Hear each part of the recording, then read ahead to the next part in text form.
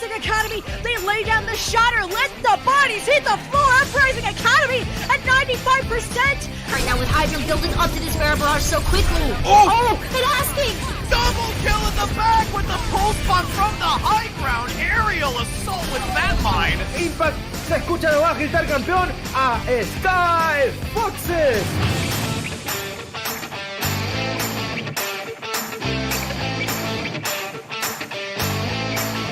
Holy cow.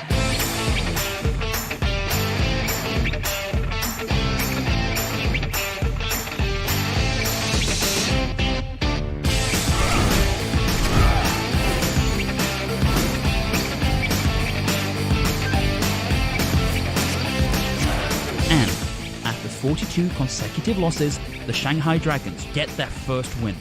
8 teams enter this weekend. Oh no, Reinhardt, what are you doing? We got a clip with minimal information. It's time to break it down. Speed, 25%. Go. Figure out what this man's SR is. Keep fighting till it's for sure lost. Winnable!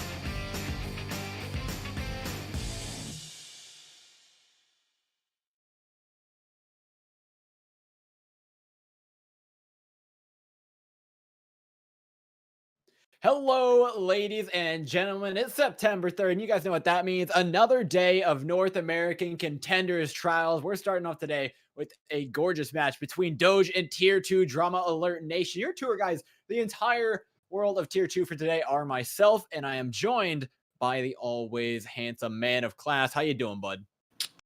I'm doing pretty good, and of course, we get the big dogs facing off, Doge versus Tier 2 Drama Alert Nation. This is what everyone thinks is going to be the top 2 of the group, and tonight, they're mostly likely going to decide who is going to be number 1 and who's going to be number 2, and that's always, one of those matches that everyone looks forward to. I personally definitely did, and after yesterday, we saw Team Doge perform against Revival, might be throwing the scales a little bit towards Tier 2 Drama Nation, because that was not pretty.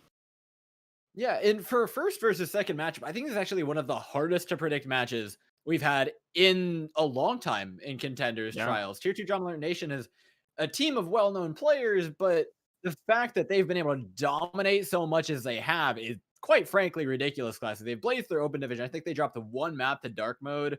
And then now here they're up 9 maps and 0. But with a roster like Wub, Speedily, Ultraviolet, OG, Shapeshifter, and Cucumber, like, you're going to be taking down some serious teams. Yeah, you're essentially looking at a Contenders team that wasn't actually in Contenders because all the players were, not picked up by any orcs. So, everyone has that feeling like they sort of belonged in Contenders. They just have to go through the ringer to actually get there, because that's how this entire system works, of course. And yeah, I mean, we're not at all surprised that they're up 9 maps right now. And Team Doge truly does feel like that one team that can actually properly challenge them. That's why everyone is so excited for this match. Because if you look at the other side, Hybrid, Naga, Salieri, Elivo, those are names that we know. And then you put a Fox on them. In EU scene, they just tore it up for years. Aspen, yes, has been a recent addition to the roster, but we know that Aspen's got what it takes. She's been with Revival for forever. Now has made that upgrade to Team Doge, and yesterday as well, you saw immediately why. They definitely put up a lot of performance on that support. Looked as one of the better players yesterday, despite the issues they had.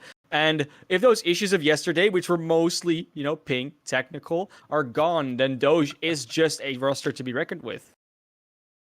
Yeah, incredibly strong team. If there's ever someone to challenge Tier 2 Drama Alert Nation, it's going to be them. But as much as this match is, okay, how good are Tier 2 Drama Alert Nation? Doge is really going to be a big litmus test for them. For Doge, this is also a big test, right? You go into Contenders after having a supremely good Contenders trials previously, and then you really start to struggle, and all of a sudden you're stuck back down here, and people are questioning how good you are. We know Doge can compete. We know they're really good, but they have to prove that to us yet again here. We're starting out on Nepal, Classy. What are you expecting to see from each of these teams respectively now to try and take one another down? Look, we had the interview post-game yesterday, the interview with Coach Ilka from Team Doge, and either he was, trying to put the reverse psychology on there, or he's just correct in saying that Tier 2 Drama Nation are the hog-heavy team. They want to play a lot of Roadhog, whether that's with the Zarya, with the Winston, with whatever they want to pair it with. That's probably map-dependent. But that's what they really want to do. And on the other side, Doge mostly played dive. They mostly played that Winston Diva combination. So we're likely not going to see many mirror matchups today because Doge wants to play their own game. They want to do what they want to do. They want to get forced into a corner where tier 2 drama alert nation, it's a long name, does actually get to call the shots. So going on Nepal here, which is so diverse, we might not actually see diversity in the picks. They might just be playing those same 6 heroes on either side the entire time. Especially on a control point, this is where I expect to see the most dive. It's where people have been really preferring it. For whatever reason, the Roadhog, even in the chaotic environment of control, just isn't super favored that often, especially when the map is this open. However, there's a big difference between these two teams' lineups. Why don't you run us through it, Classy? Because those support lineups are looking a little bit spicy. Yeah, you know, Fox Discord Orb. That's what we're looking towards. The Discord Orb needs to find the value, and the target focus needs to be there. Otherwise, Ultraviolet will just out-sustain and outperform on that Ana. That's just the value you get from a hero like that. Yeah, the name of the game here is sustain for tier 2 Drama Alert Nation. If they can keep themselves alive, they should win the fight over time. It's just so difficult, though, with the Discord Orb being such a threat. The fact that they don't have a Winston, though, is pretty good for them. I think the Hammond is going to do a lot better into the Discord. Just a lot more health to work with. Really have to chunk them out. But it's all about the Ashes. It's all about who has the cojones to go for this dive first, Classy. And it's definitely not Doge. They're backing off pretty heavily. Yeah, don't want to go too aggressively, but you need to find that opening with that Zenyatta. Find the Discord Orb, and then go in. But tier 2 Drama Alert Nation actually is the one backing off. And the point almost flips, but not quite. No, with the Pulse Bomb being eaten as well, this neutral game continues on. Remember, tier 2 Drama Alert are going to be able to last longer just off the fact that they have the Ana. Salieri goes down first, followed by Fox, and a 2-man advantage should be more than enough for them to finish this fight off with a clean win. Yeah, there should be. Of course, that point did flip, but that's not going to be a real problem. And you saw it, right? Naga goes in with that Pulse Bomb, and then Doge just expects that Pulse Bomb to do something, to either disrupt the flow of what tier 2 Drama Alert has there, to either just make them split off, run out of each other so they get an opening for that dive. And because the Pulse Bomb gets eaten, everything falls apart. It's a very minute execution that is not able to be pulled off. Yeah, now you have to worry because tier 2 Drama Alert Nation themselves are going to be coming up on a lot of ultimates, and you're already down that one. Looking for that approach. Again, they have to look for the opening with the Discord Orb, but they find Wob, a Fox with the right click. Yeah, with the Ash out of the way, so much damage taken out of the hands of tier 2 Drama Alert Nation. Wisely backing off, though, not using too much in the way of ultimates. They want to just get in, get out, maybe get a bit of extra percentage, but if I'm them, I'm pretty okay with 39% for a first take. Yeah, I mean, you definitely would be, but of course, losing a fight that quickly doesn't mean that what you normally see in Control, that whole back and forth stall, you know, building up the percentage even more, is not at all possible. And if you run heroes like the Wrecking Ball, stall is something that's often in your repertoire, and now they're still on the point. They're still trying to fight this backdoor. You know what, though? They've got 6 members to do it, Classy, as well as Ultraviolet hitting shots and taking down Naga. Supportal combat, true as it ever was, and only, what, 2 ultimates used? A very clean retake for tier 2, who never really left the point, did they? Oh, no, they never did, but they never had to. You know, they never were finished off in that fight, and that's because you see it so often, right? It's not just a clean fight. When you see those back and forth picks going on, that's what this meta is about, all the duels, all the spread out fights. And now you're going to go into a position where tier 2 Drama Alert Nation they have that point control. They have 3 ultimates. They're going to be able to hold on for a while with only those support ultimates on the other side. Yeah, Ultraviolet's nano timing is super key here, but if you keep bleeding players out for Doge, they're never really going to attack this point with a clean push. As we approach 70%, it's getting into pretty dicey territory, Classy. Oh, nice roll in, and they're just pushing them back into spawn. It's exactly what you want to see from a team. They didn't even have to use ultimates for it. That's the worst part. They just use the nano boost and they're done. And now they're going to have even more in the bank. Yes, you're coming back still with those support ultimates. But one anti-nade from Ultraviolet that have been really good so far can just destroy everything for Doge. Yeah, it'll surely wreck the Transcendence. And there's not many ways they have to counter. Elevote has to hit the defense matrix on this nade. That's pretty much the only thing they're looking for. However, the Ana's caught out in a bad position. Ultraviolet needs to get the heck out of dodge. Transcendence is in, but it's too late. Elevote's already out of mech. That means all the rest of this damage is going to be coming in for free. Mines in the choke point, and now Doge have nothing to do but run straight the hell into him. Tier 2 Drama Alert are likely going to be taking this first map of the day. They haven't even still used all their ultimates. They don't feel like they have to, and they're completely correct about that one. Still have plenty in the bank, and now Speedly will go up to that duplicate, gets a few last kills, but this is definitely that first point going over to Tier 2 Drama Alert Nation.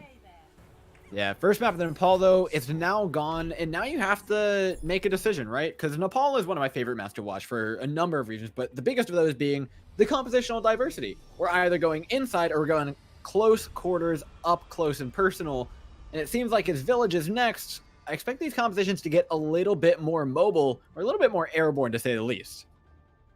Yeah, you would say so. A lot of the time in the past, we've seen teams just going with those heavy main tanks, stand on point with a Mei, with a Symmetra, just take objective and never really let go. But since the shields have been nerfed, since all of those tools have been decreased, you can just go around that with Pharas, with echoes like we see Naga doing, and just deny everything you want to do on that point. There's too much damage going and too little protection.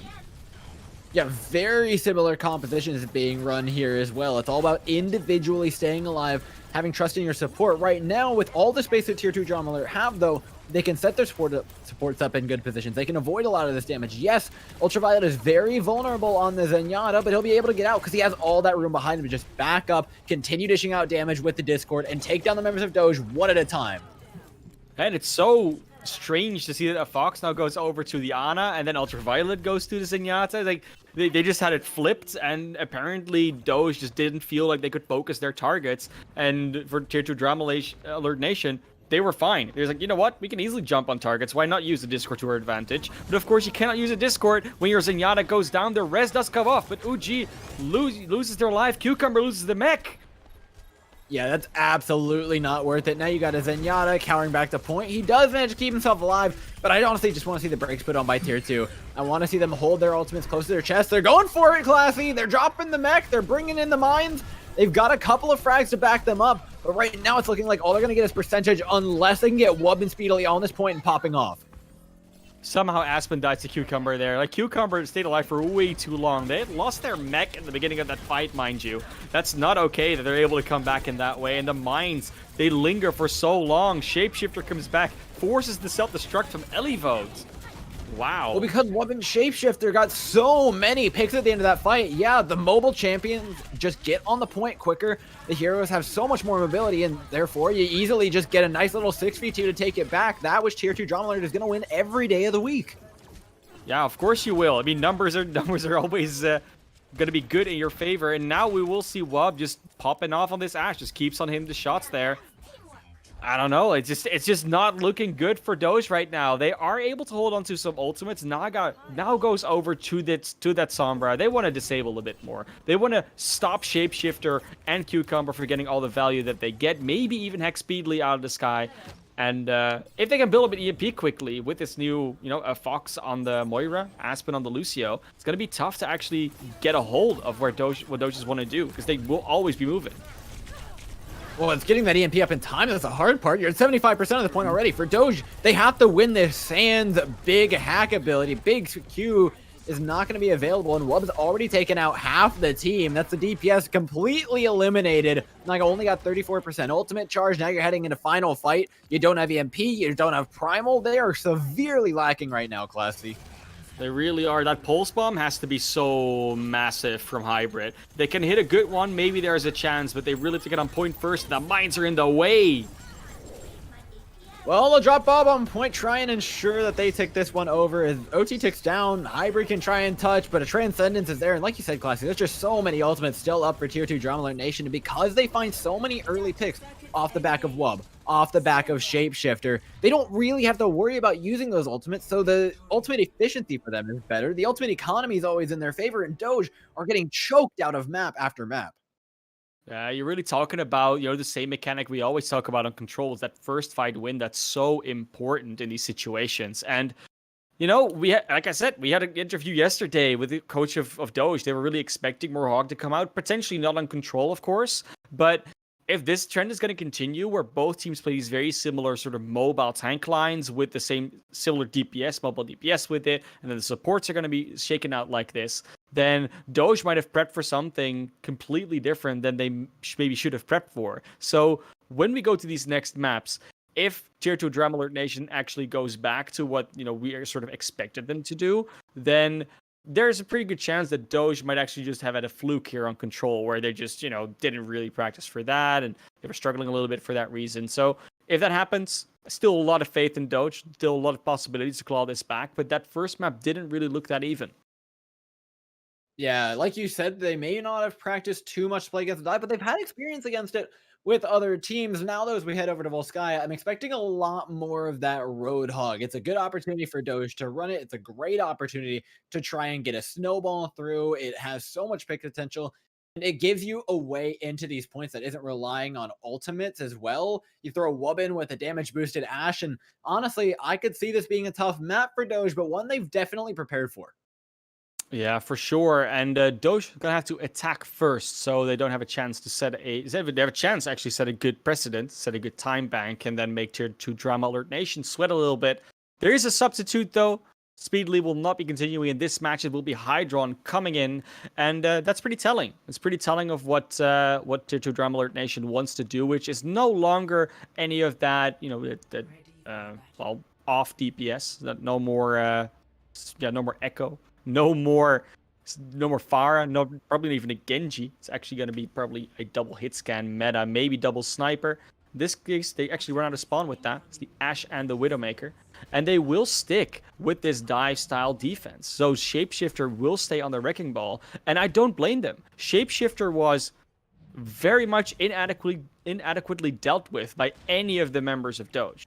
And if that works on Control, there's no reason why it shouldn't work on any other map type. Yeah, and honestly, don't get me wrong, Shapeshifter's playing well, but like you said, no one's dealing with them. There hasn't been a threat to Shapeshifter. He just goes and exists in their backline, builds up mines obscenely quickly, and stops them from really going anywhere. Similar dive composition from Doge, though, and you have to be eyeballing these DPS again, and majority is going to be on Hybrid. Naga and Tracer is effectively playing support, making space for her to work with, getting her sight lines. It's all about getting Hybrid up to this high ground, though, so he can start hitting shots.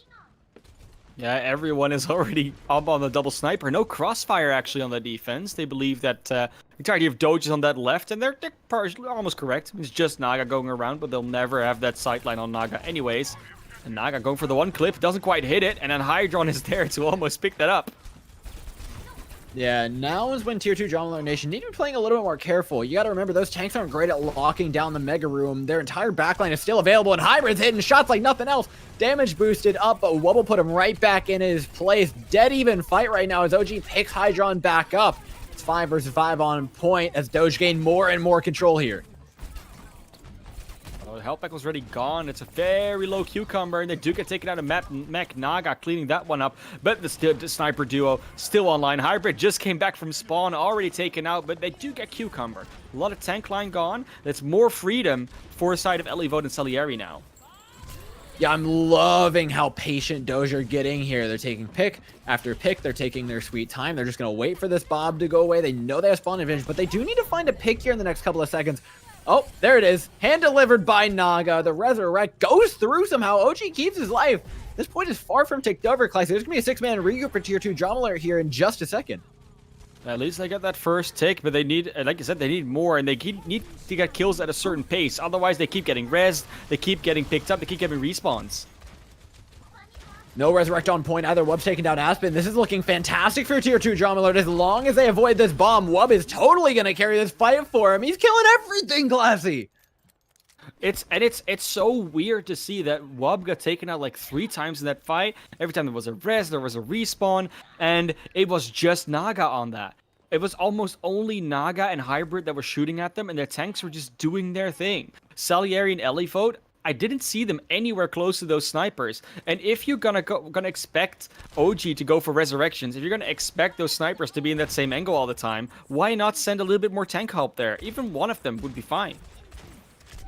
Yeah, now as they walk up the other high ground, the sightlines are pretty much the same. It's just a mirrored point. This time, though, they can cut off those respawns. So if they go slower, they can guarantee that there won't be anybody coming back. They just have to stop the res from coming through, provided that they're able to pick off Wub, getting a little bit of point control as well as that Mega Room, though. They've got a good bit of ground made. Transcendence as well to try and guarantee this fight, but they definitely don't want to use it early here as they're taking a lot of poke damage. 1 minute left though, already a lot of time bought. Wub goes down, can OG get that res again? It doesn't look like it this time. Now I got too much pressure, great work. Yeah, bodyguard. Get it. Make sure You get it nothing happened. anyways. Oh, but they had to pop the Transcendence. Even though Doge were winning, they have to go for a Wub gets picked right back up. The supports are still alive. Tier 2 Drama Alert Nation could pull this one back. Hydron always a threat on the Widowmaker. Takes down a Fox. Only a couple more ultimates left in the back pocket of Doge. They've used absolutely everything on this fight, Classy, and they still don't have it. They still don't, and again, like Wub got picked back up. The lack of punishment on those resurrections is really troubling. They do get that objective eventually, but the freedom that Mercy is getting together with Wub is just baffling. It's more than worrying. It's almost just a big mistake from Doge that they're making, where they're not punishing that in the slightest. Oh my god, is this about to be the two-man Ash Mercy spawn hold that we never expected? Okay, finally, a little bit of reprieve given over to him, but Doge are working hard even to get out of spawn right now. I can't imagine what they're about to go through on B.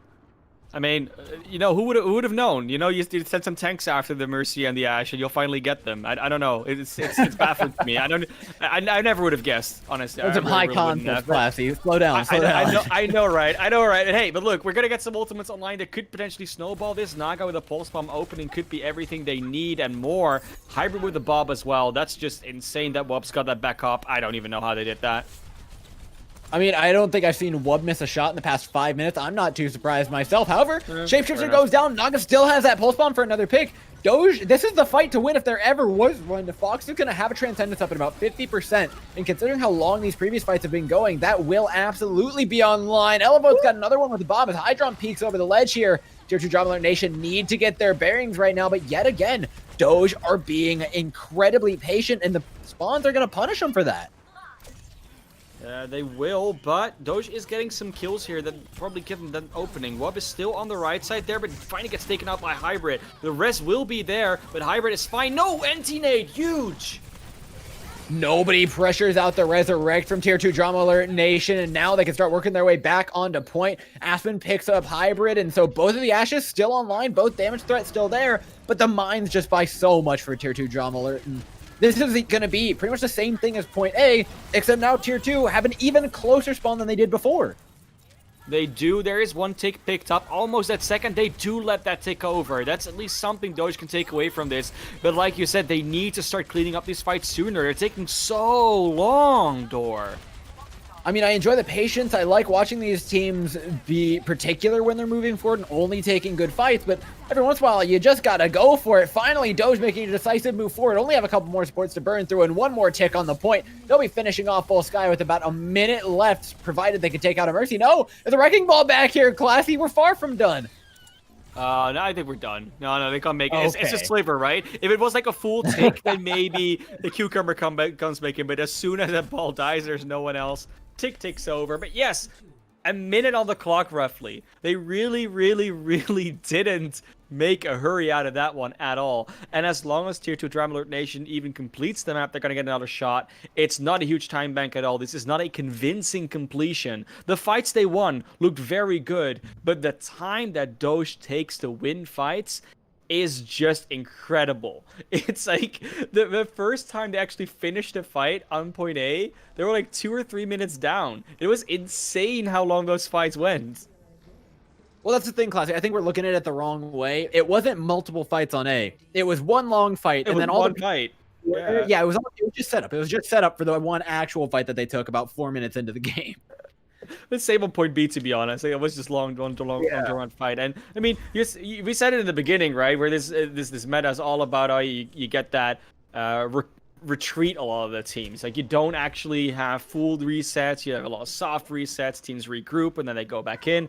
But what we do see here from both of these teams is that they really don't want to always engage. They're really looking for those picks, for those openings, for the feeling of safety for them to all be able to approach. And especially if you have like an Ana and a Mercy, you need to secure them in the backline. You cannot just leave them to their own because they will get picked off.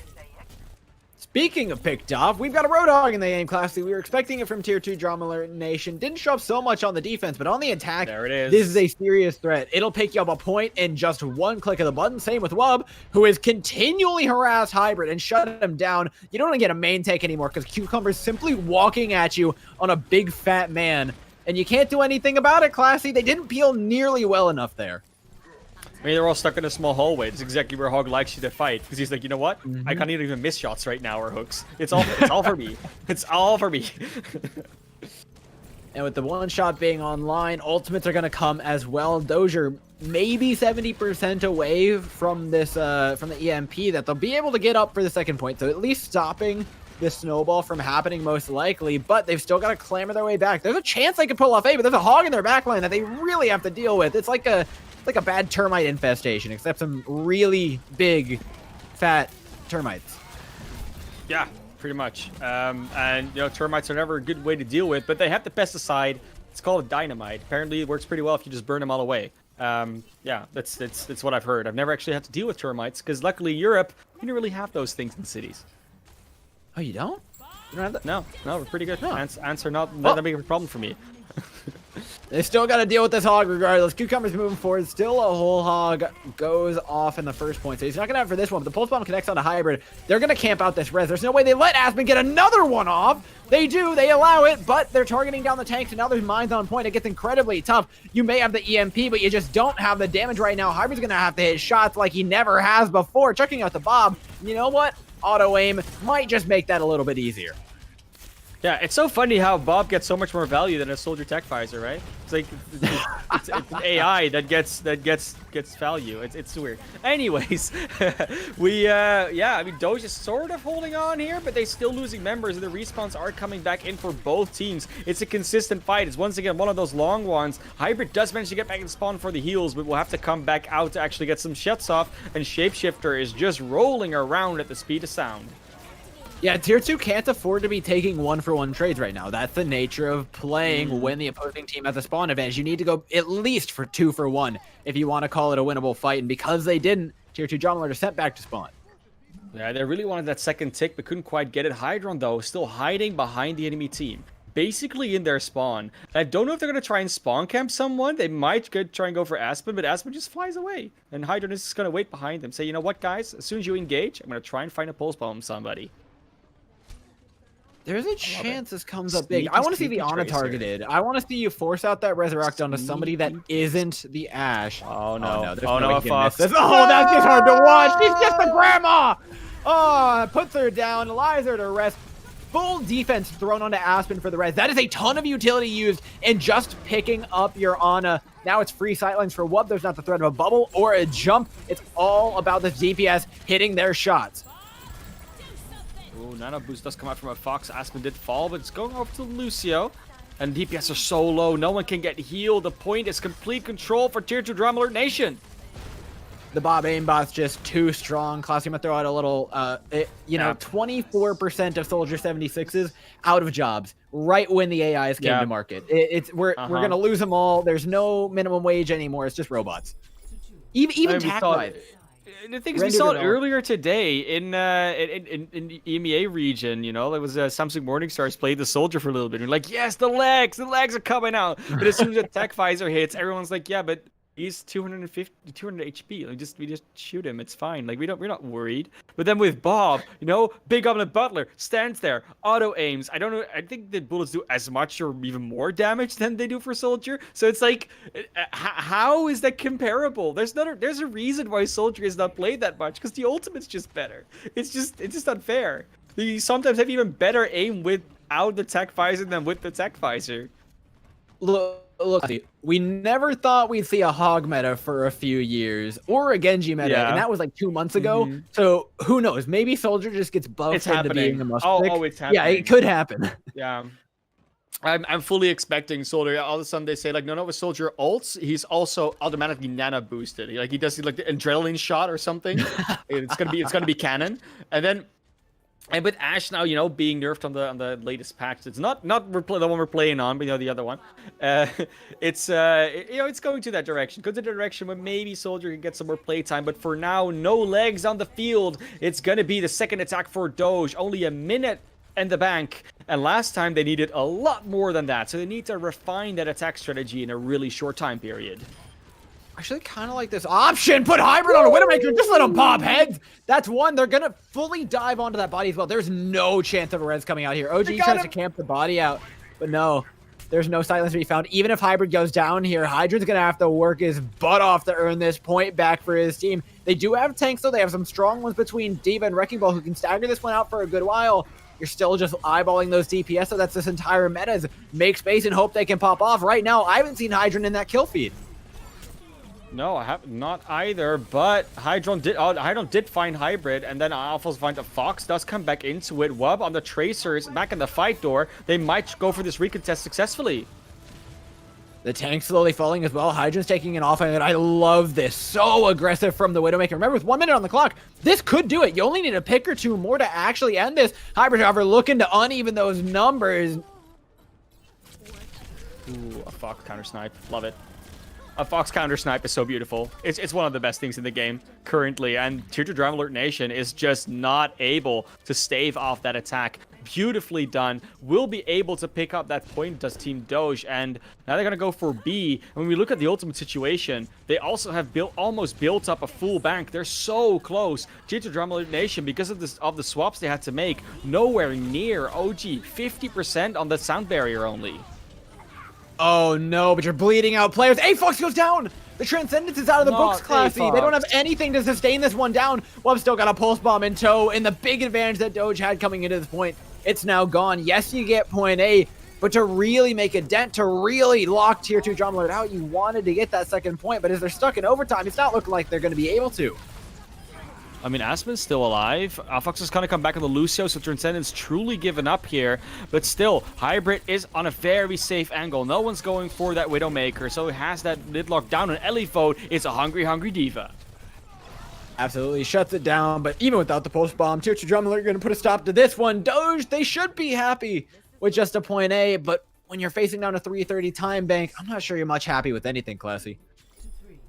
I mean, at least with 330, you know that Doge last time took longer to cap both points. They got that extra 5 seconds. Last time they took 3 minutes 25 to capture both points. Now, of course, a lot of those last seconds are capping point 2, and they did get over a take on their first attempt on B, but there's definitely a world in which this becomes a draw or even a victory for Doge. Because point A, if you keep losing players early, which Doge, if they're, if Hybrid and Naga actually start, hit those shots, are very able and capable of doing, then the respawn advantage at some point doesn't matter because you keep having to soft reset if you're Tier 2 Drama Alert Nation, and a Fox has been helping with that damage out a lot. We saw a Fox's right clicks. They killed off OG on the first point. They killed off Hybrid on the first point when they were behind Hydron when they're behind them on the point there. So, if you have that third DPS player really in there that a Fox can sometimes be, then you're not too worried about trying to find that early value. The real problem they're going to have is don't you lose someone early to the Roadhog hook. Last time it was Salieri, and then, Aspen died as a res result. Is it going to be the same story here, or can Cucumber not find that value this time around? Yeah, assuming Doge can continue to stay alive in the neutral game, I actually think this is a pretty good opportunity for them. Hybrid really popped off in that last round on Widowmaker. I'm assuming it's likely to be the same on Ashe. If you can keep finding those shots, if you can shut Wub down, absolutely I could see Doge winning this. But if Hybrid can't compete with the hit scan battle, I'm going to get really worried. I love this side angle. His way he's going to have all the space he could want to fire away at this high ground. Hydran's giving hell over to the Zenyatta as well. A-Fox nearly shut down, force out the Winston jump, and now the point will start to take over. They've lost 2. Both the supports are down for Doge. It's not looking good. This point is basically done and dusted. And you can try and get some picks with some old charge, but Elifode and Naga are not going to pick that up together, especially without a mech. Point A given over, well, not given over, taken over. And Doge is now going to set up for a B defense to go for that all-elusive draw. Well, not that elusive on 2CP, but, it's a dream. They have the dream for Dip. They're able to be able to make it because you don't want to go down 2-0 in the series to start off with. The one bit of reprieve they have is there's no real ultimates up for tier 2 Drama Alert Nation, but who needs ultimates in this meta? You just find kills, you just hook things, you just hit him with a pulse bomb here and there. Lijang just playing cleanup on the supports, they're all low HP from the finish. He's being fed half HP, Doge players. I like it. You know, chow down on those Doge players, and now Hydron, victory downs on the point. Tier 2 Drama Alert Nation, so far, showing up exactly as the way we expected them. And Team Doge, you know, we were questioning, right? How well can they stack up against it? Can they rival with a team like Tier 2 Drama Alert Nation after, you know, what we've seen them doing contenders so far? And the answer so far is, I mean, surprisingly or unsurprisingly, depending on who you ask, so far it's no. They're getting close. They're getting some moments. They're getting some openings. But Doge is still finding themselves a little bit with those new roster additions, with what they've been doing lately. It's been a struggle, and the struggle is paying off, but not in terms of victories just yet.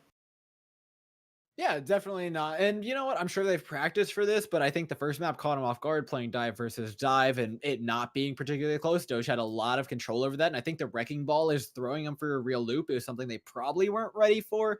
And then you throw in the hog into the mix, and that's when you really start getting worried. I think Doge is being caught off by a lot of things that are just meant to disassemble your team, that are meant to scramble them out. And they're not being able to keep their rotations, not able to keep themselves working as one particular unit because there's all these heroes around them that are their only job is to cause discord, and they're doing that really, really well. It's going to take organization. It's going to take a halftime pep talk from Doge. It's going to take some serious team play if they want to pull this one out. Ladies and gents, scores 2-0 for Tier 2 Drama Alert Nation as we head over to a quick break.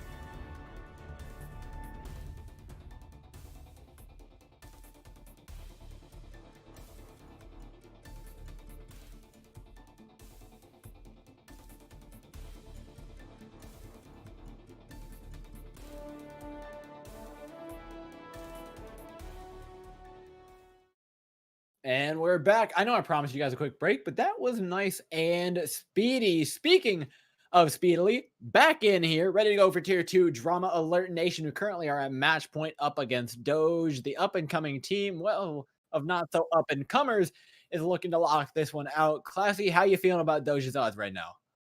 I mean, if I have to put it in realistic terms, I'd say Doge is not looking to be a winner today. But that doesn't mean they can still not surprise us. I mean, we saw definitely some points of light when we were on Volskaya. It didn't look that great in Nepal, but Volskaya definitely looked a bit better from them. And a lot of that is on the back of, DPS starting to hit some shots, Fox starting to hit some more on the Zenyatta, supports actually being able to stay alive a bit longer, but they do need to be a bit more speedy in a lot of ways. They need more, they need a faster pace, they need to find their openings a bit quicker, and a lot of that comes down to not necessarily always having to wait for that pick on the DPS. Sometimes those tanks need to make a bit more space.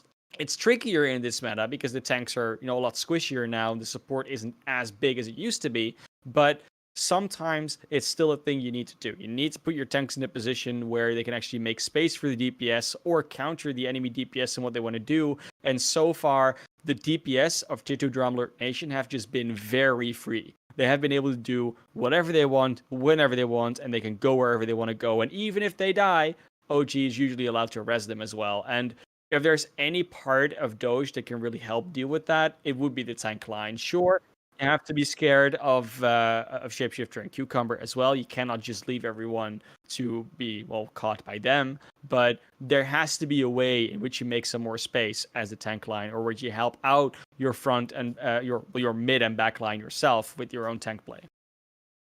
Yeah, you're absolutely right. I think a lot of the issues for Doge are stemmed entirely from the fact that they're not comfortable taking fights from multiple angles, or at least counter diving fights from multiple angles. You can run all the dive tanks you want, but if you're not defending correctly, you're never actually going to get to do that diving. So when Tier 2 Drama Alert Nation come at them with a Hammond from one side, a Roadhog from the other, and an Ashe taking an off angle, they don't know how to oppose all three of those with the tanks that they have. They only know how to counter dive one of them at a time, something that isn't really going to be doing the trick if Tier 2 Drama Alert continue with this Roadhog pick. No, and of course they will do that now. We're on the defense. This time it's Shapeshifter that goes into Roadhog because Cucumber takes up the Zarya. Zarya, we haven't seen her played so far this series, but we know that she can do a pretty good amount of damage. It's been one that's not to be trifled with. And now that Speedly is back in, they will be on the Echo, so no more double hit scan, at least no double snipers. That's something that Doge will probably be very aware of. And Salieri and Elivote, I mean, they did definitely have to do a step up. And Salieri did look a bit shaky yesterday as well, was not one of the ones with the ping issues. So if there's any point of Doge that really needs to step up again, it's probably going to be that main tank, that tank line in general, but definitely Salieri that we're looking towards to not be caught out early and not be reactive and more active in their play. Yeah, and with the fact that now they're pushing into a one-lane area, there's not as many places where the Roadhog can really go on a flank. I'm expecting them to have a little bit more success. It's still about being careful, though, is a hook and a couple of sticky bombs later, you lose your main tank, and that's how quickly it can happen. Yeah. It's weird, right? It's like, oh, you play this dive. You want to have more space to dive in, and you go into the small security room instead of just through the main choke. It's a recipe for disaster. Roadhogs in the security room in Hollywood. Yeah, it's been a thing. It's been a thing for years now. So you should think that Salieri is ready for it. But Naga, at least, is going to take this high ground and make sure they challenge someone up there. It's going to be Cucumber that meets them. Oh, you can try, but it's effectively a 4 DPS comp classy. Let's be real. Between Zarya and Roadhog, there is a ton of damage being put out by these guys. Yes, you get the res off, but your supports still aren't in. They're still stuck in that choke point, healing from far, far away, not able to actually help out their tanks all that much. Well, somehow Hybrid finds the opening, finds the pick onto up there. Bubble has to be used onto OJ for the res, but Shapeshifter is therefore in a very tough spot. Does get out alive, and now there's the opening. Salieri tries to go in on the back line, but does get spotted out by Wub. That's the issue. It's classy. I don't think there's been that great of an opening. You took out the Ashe, but you got to kill her effectively twice because OG is always on her. Now Speedly's up in the sky. Hybrid's finally hitting some shots though that are really going to help him out in this fight. Taking care of that DPS line is by far the most important thing, but until Wub goes down, this is far from over for Tier 2 Drama Alert Nation, who can continue to come in off the back of this Ashe. We'll go in again. Naga under pressure with the nano boost. Yeah, everything's been throwing into Wob here. Everything in the kitchen sink. Wob can never die. I mean, it's something we saw yesterday is just the Ashe being pocketed by literally every person on the team, and it's working out. Tier 2 Drama Alert Nation, they've got 6 spawns back. This is right back to square one. Yes, they have 2 ticks to do it, but you're still sent back to that choke. You still only have 1:40 left on that clock, and you're still bleeding out players. Yeah, they're still not done fighting this one. And now they're actually looking to reset. Maybe. Nope. Elevo gets out of mech. That's going to take even longer. And speedily... I mean, speedily on the Echo has just been something flying around. We haven't really seen that much of, impressive plays coming out of it. But like you said, if they run 4 DPS, it's very hard to contest who makes the better plays. And I would be very curious to see which of those 4 players between Cucumber, Shapeshifter, Speedly, and Wub actually gets which damage medal in the end. Really cool. Like, just, you see like, oh, okay, so you have 4 DPS playing, but who gets the medal and who doesn't? Who's the loser, Let's put it this way. I'm sure Shapeshifter and Cucumber are doing well, and Speedily is putting in some nice damage here and there. But if Wub doesn't have that gold medal, you will not be able to comprehend my disappointment. With this level of pocket put into a singular Ashe, I am really hoping that there is plenty to go around. And now as they swap over to both Reaper and Sombra, this is an interesting take. This bomb, though, stops right in the middle. A perfect place to try and defend the rest of it. Bomb's going to be dropped directly on top as well from Doge. They found a nice set of picks to take him out. And with OG as well as Wub out of the picture, they should definitely be taking out this first point. Very nice opening. Just getting in there as Doge. They weren't actually not playing it that slow. They just got a little bit of space and then just engaged. And that's what we wanted to see them do all series. And now they're finally doing it. I hope they keep that trend going, get that snowball rolling on Hollywood, because we know how those payload style maps works. Once you get it rolling, it can be very hard to stop you. And with the ultimate situation right now, there's not a whole lot that Tier 2 Drama Alert Nation necessarily has to put a stop to it straight away. No, the one thing they do have, though, is a Diva swap. I really like this. It's something we've been seeing a lot in the Overwatch League today, like literally just today. And it's super good at accessing these high grounds. It's a good alternative to the Zarya. It cancels out a lot of stuff she wants to do. And now, from that high ground, you have to make the most of it. You need to be moving in. EMP catches 5 members of Tier 2 Drama Alert Nation, but they're still not losing anybody.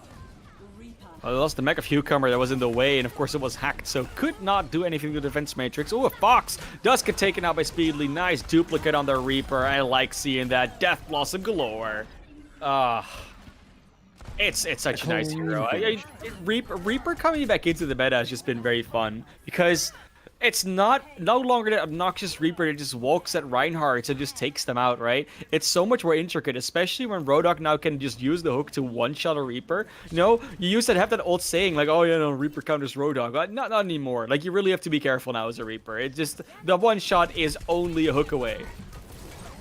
Yeah, nobody counters Roadhog, I think is a saying now. Now, with a Shapeshifter on the high ground, free rate. This is just cruel. That's hard to watch. Elevote, though, is going to be given a little bit of reprieve by the fact that the hook misses, but that just means he's going to take more time getting back to spawn. This stagger is bound to be incredibly brutal, Classy. They didn't go for that long, but now they have to actually still kill this Reaper off. Oh, Hybrid does counter Shapeshifter, it seems. OG's there with the Resurrection. If they can get a quick re-engage, at least they'll find against a Tier 2 Drama Alert Nation that doesn't have a Whoop that's resable. And once again, like, the ultimate situation isn't looking terrible. They've almost got 5 online. So do Tier 2 Drama Alert Nation. They have quite a bit in the bank. At least they'll have 2 and a few coming up shortly. But if they can make a quick, decisive attack, they could use that advantage.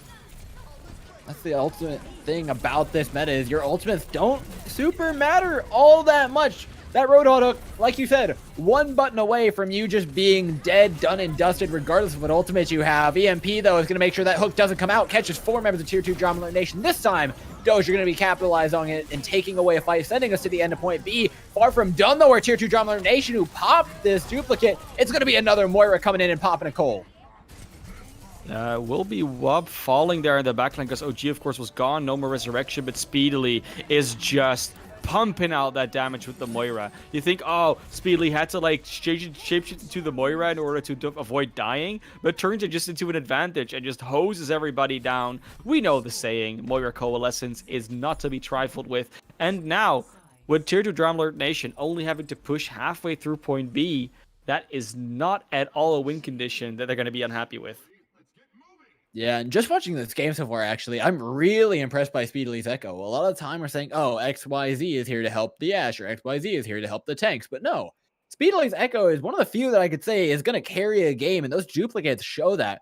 So much versatility, swapping to a Moira, swapping to a Reaper. I'm sure there were some tank swaps in there. Really, really good use of the ultimate, as well as really great positioning to put themselves in those situations and having the confidence to pull those fights back.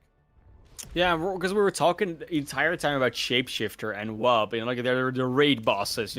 Shapeshifter with way too much HP, and then also with a lot of damage with the hook. Wub just being pocketed from five different sides because the entire team is working for that.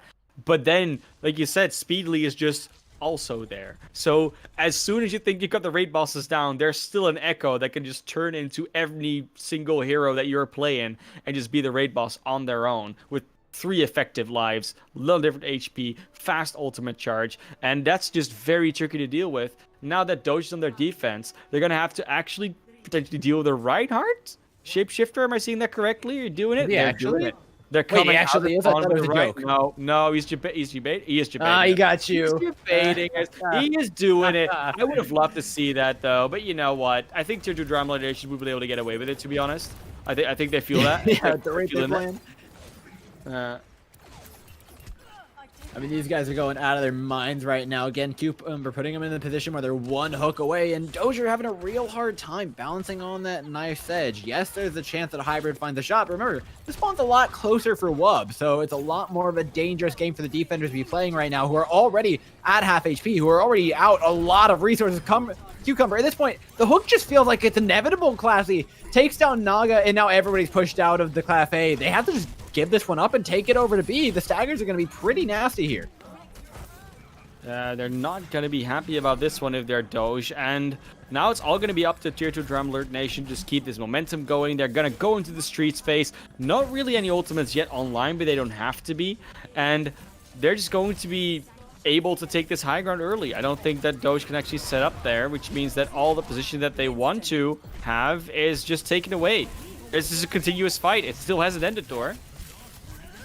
Nope, from point A to point B, the storyline is still the exact same. It's Tier 2 Drama Alert finding pick after pick after pick. Hybrid wants to be putting in some serious work, but he can't. He's knocked right on back, and as Speedily completes his roundabout between all 3 rolls of duplicates, it's going to find him enough of an advantage to push this cart through and take a decent chunk of space off of B.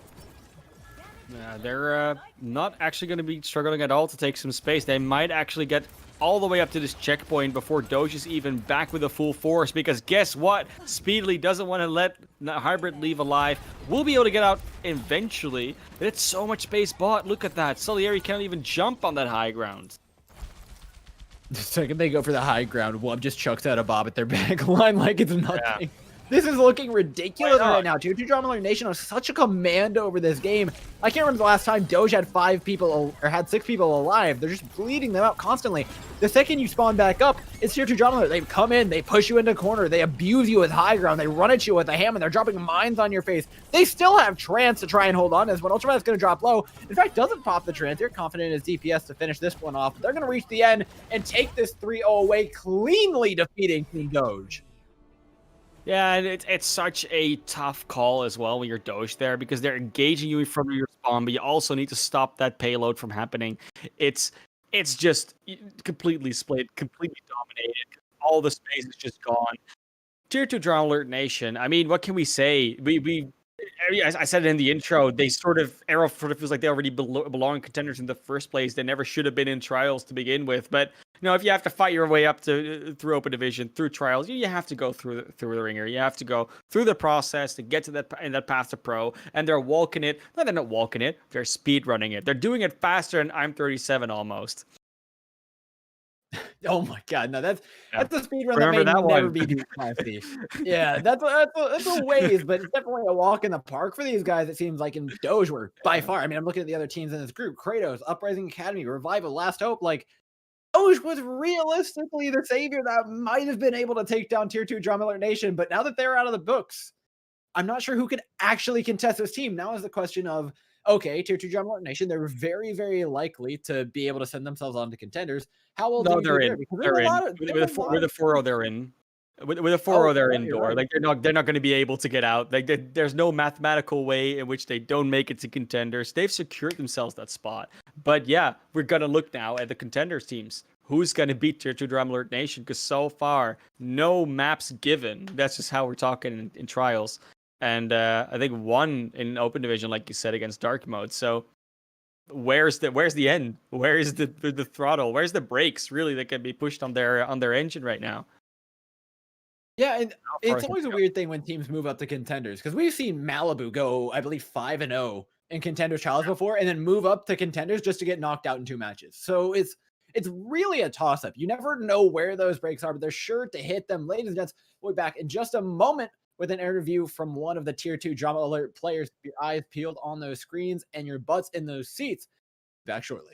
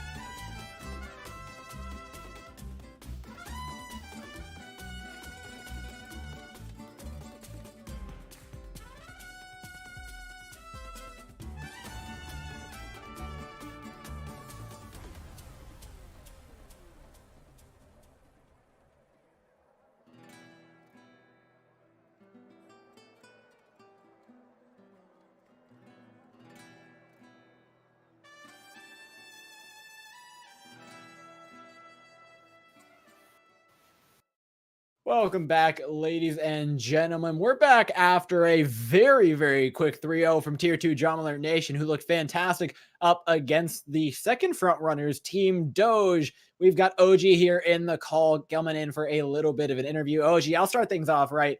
Was that the scoreline you were expecting, or did you expect Doge to put up a little bit more of a fight?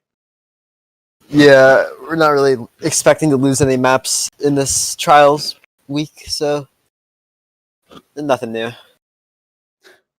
Oh, yeah. Well, I have really, one burning question. How does it feel to not have your resurrections denied as mercy ever? Oh, it's pretty nice. You get that 7v6 going.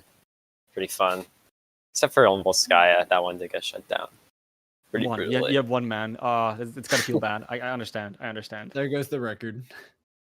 There's nothing much you can do about it. What you can do, though, is continue winning. My question is, you expect to make it through Contenders trials without dropping a map.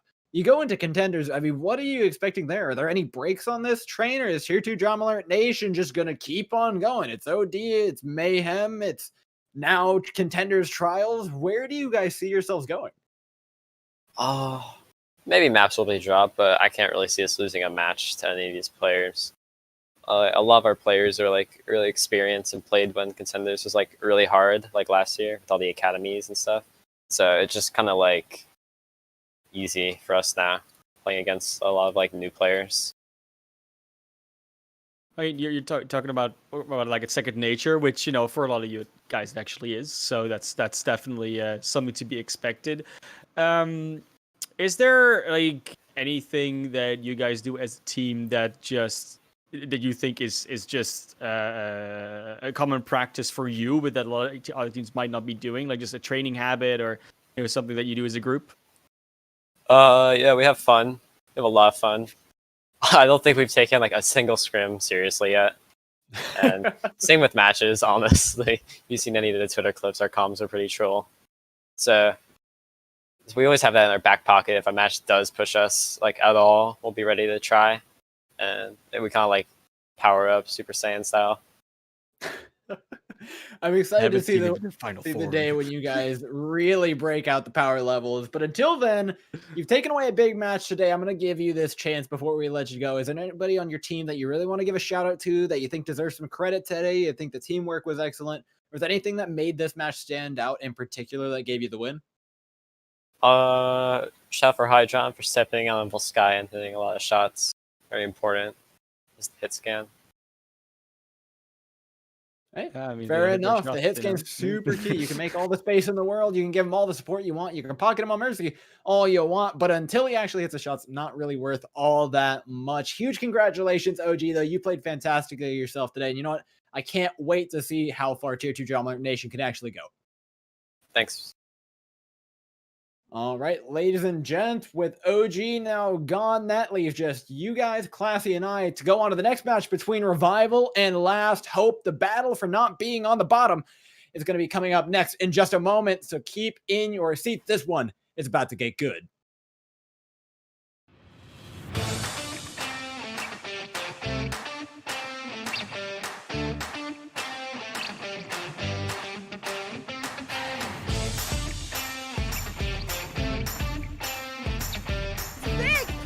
Academy, they lay down the shatter, let the bodies hit the floor. Uprising Academy at 95%. Right now with Lijang building up to this Bear Barrage so quickly. Oh! And asking!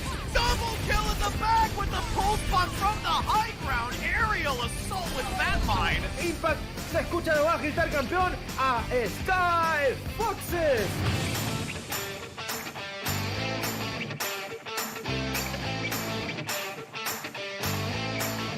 Holy cow.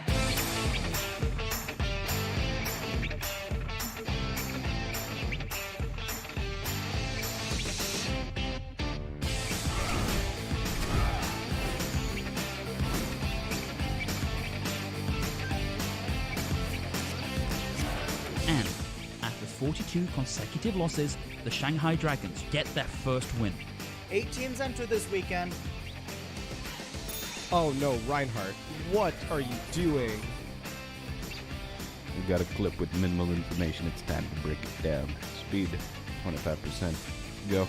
Figure out what this man's SR is. keep fighting till it's for sure lost. Winnable!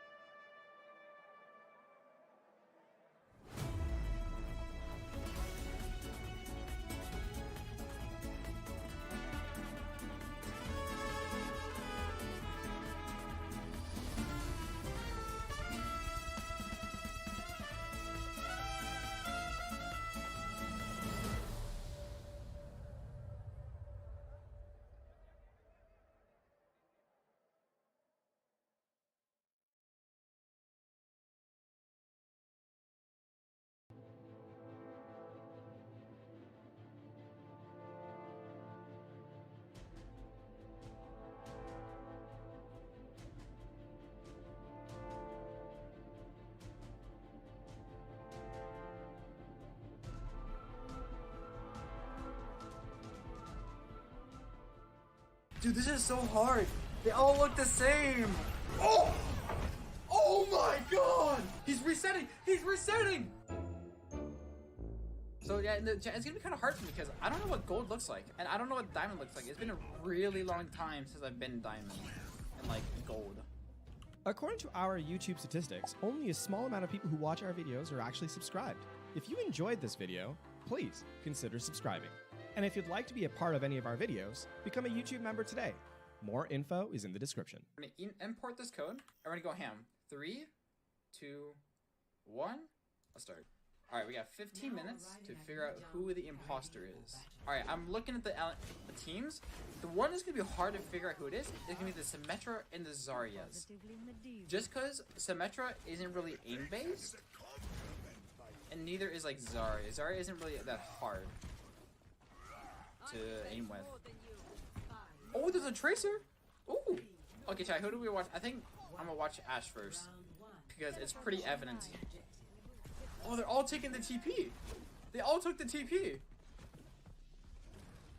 Okay. Alright.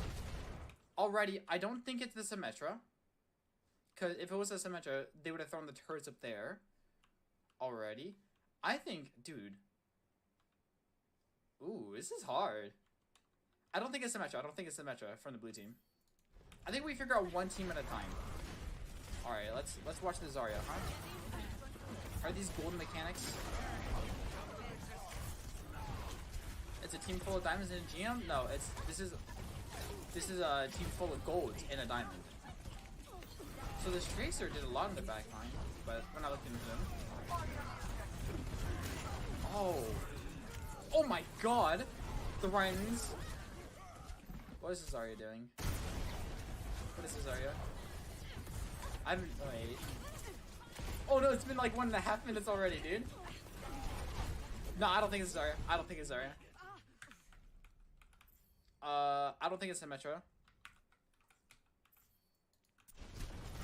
It's not Zarya. I don't think it's Zarya. Keep in mind, they're diamond. Cool. Wine. He knows where the Mega is. That's big. He has experience.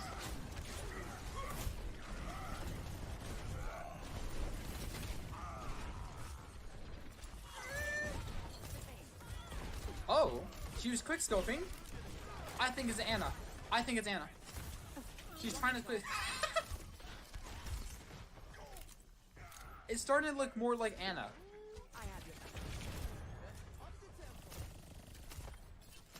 On second, maybe. Oh my! Wait, was it Fat Shatter? No.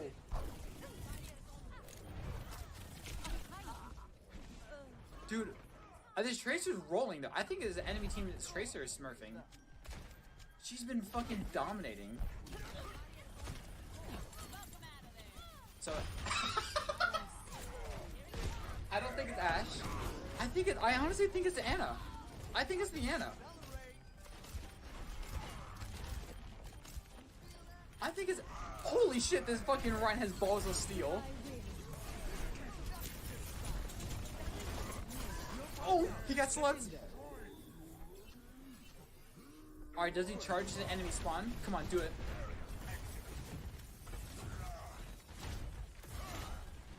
I think it's Anna, but it could be... we don't know if it's Johnny. The homie Johnny. He is wall riding a lot. I'm not sure. What the fuck? Who is this guy? Bumper? What the fuck is this? Wait, look at this chat. Wait. This guy has the biggest balls I've ever seen in my life.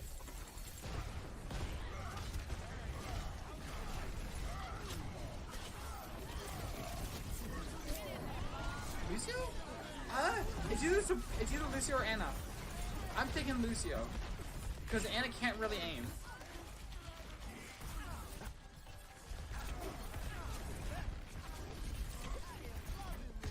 I think it's Lucio, Chad. It's so hard, but I think it's Lucio. Okay. I will lock in with Lucio, okay? Johnny? Alright. Now this Tracer has been rolling. Can we figure it out? We have 10 minutes left. Is she gonna die? Press E! Press!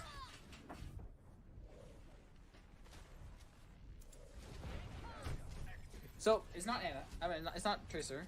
I don't think. Oh! This guy's aim is really shaky.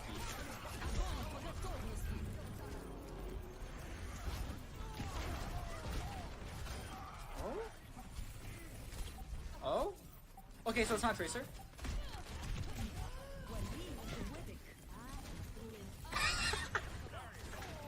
Okay, I don't think it's Tracer. What if it's both Lucios? What if both Lucios are smurfing?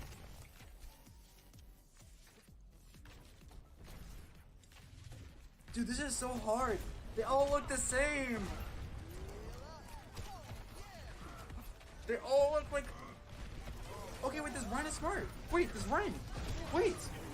Winston. Wait, Winston's a genius. Oh, it's this guy. I think it's this guy. Oh! Oh my god! Wait. This Ryan's an animal. It's Ryan. Okay, we still have like 9 minutes. So let's just continue to watch this guy. Wait, should we watch this guy? But it's Ryan? Doesn't matter, dude. It was Giant. It's the Ryan, dude. Chat, I think it's the Ryan. It's Winston, chat. Chat, I bet it's Winston. And for this side, I think it's Lucio. Let's spectate for Lucio. Alright, we have time. We have 8 minutes left.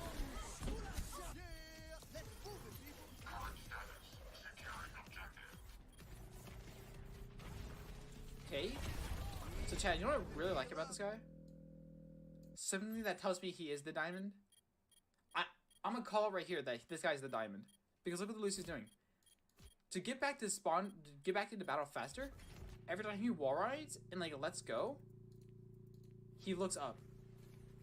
That's a sign of like a Lucio player that knows how mobility works.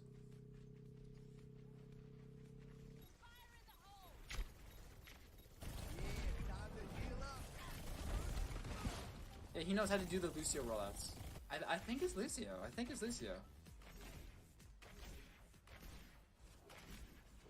Chad, do we just call it here and just say we got the fucking speed run, or do we just inspect more? Because honestly, I mean, what if it's not? Okay, hold up. If it's not Lucio, who could it be? If it's not Lucio, who could it be? They are running. This team's running for Mercy. Try hards. Nah, no, it's Ryan definitely. Look at Winston in the back lines. He's about to be a fucking menace.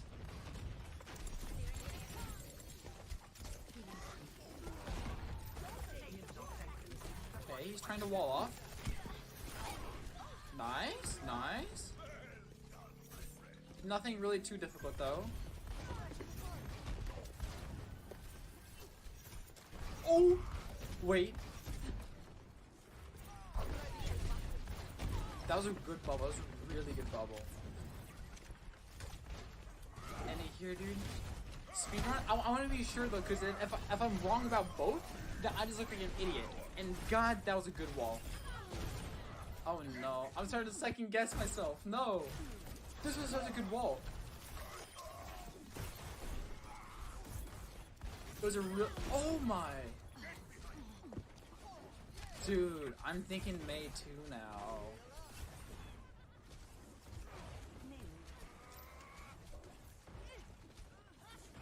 I'm second guessing. What if it's May? It could be May, right? Oh. Okay, that's my guy off the map. Oh no! Wait, how do I race? Okay, go. V-base and Winston? I don't know. It's either V-base or okay. What's Johnny up to? Johnny, what's going on? What's going on, King?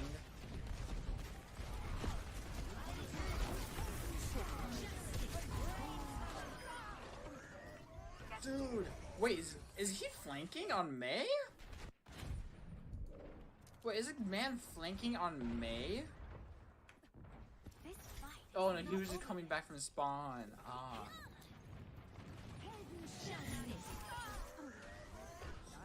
He's coming back from spawn, I see.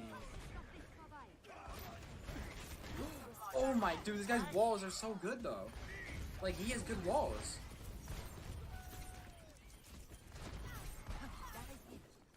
Like, this guy's walls are good. Like that, those could be easily diamond walls. It's not spot the giant GM, and spot the diamond, or spotting the diamond player. I didn't say yes to GM. I said yes to diamond, right? Because I was given two options. I said to diamond because diamond would be harder. I think we got it. He countercharged, so it's definitely Winston.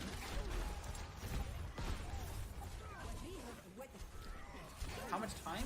4 minutes.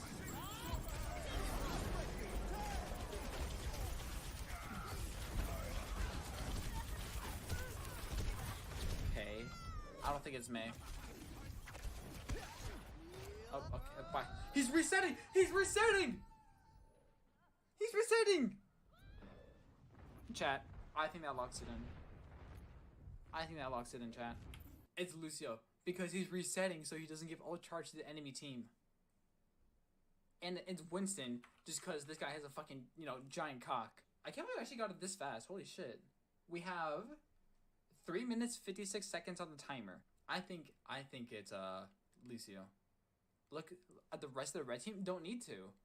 When dude, this guy's fucking just rolling. Golds know how to reset. Yeah, they do that on accident. Okay. Watch you be wrong. Okay, chat. You haven't checked the red team out though? Yeah, it's because I know it's Winston, dude. Listen, chat, if it's not Winston, you guys can make fun of me. All you guys want, okay? Matter of fact, I'll say I'm gold. Okay? It's Winston though, okay? And I think it's Johnny. Let the GM tank decide. Yeah, I'll decide. I think it was Johnny and Winston. Alright? Cool? Yes?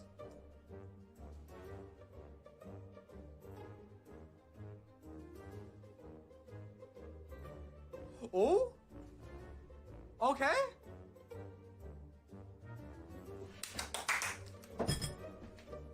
Let's go! Let's go! We got it, dude. Let's go! Not bad. Not bad. Charlie, we had a good amount of time left. Like, hold up, look at this. Look how much time we had left. We had 3 minutes, 56 seconds left, dude. Not bad. The only reason why you know is because you're diamond? Okay, fuck you, man.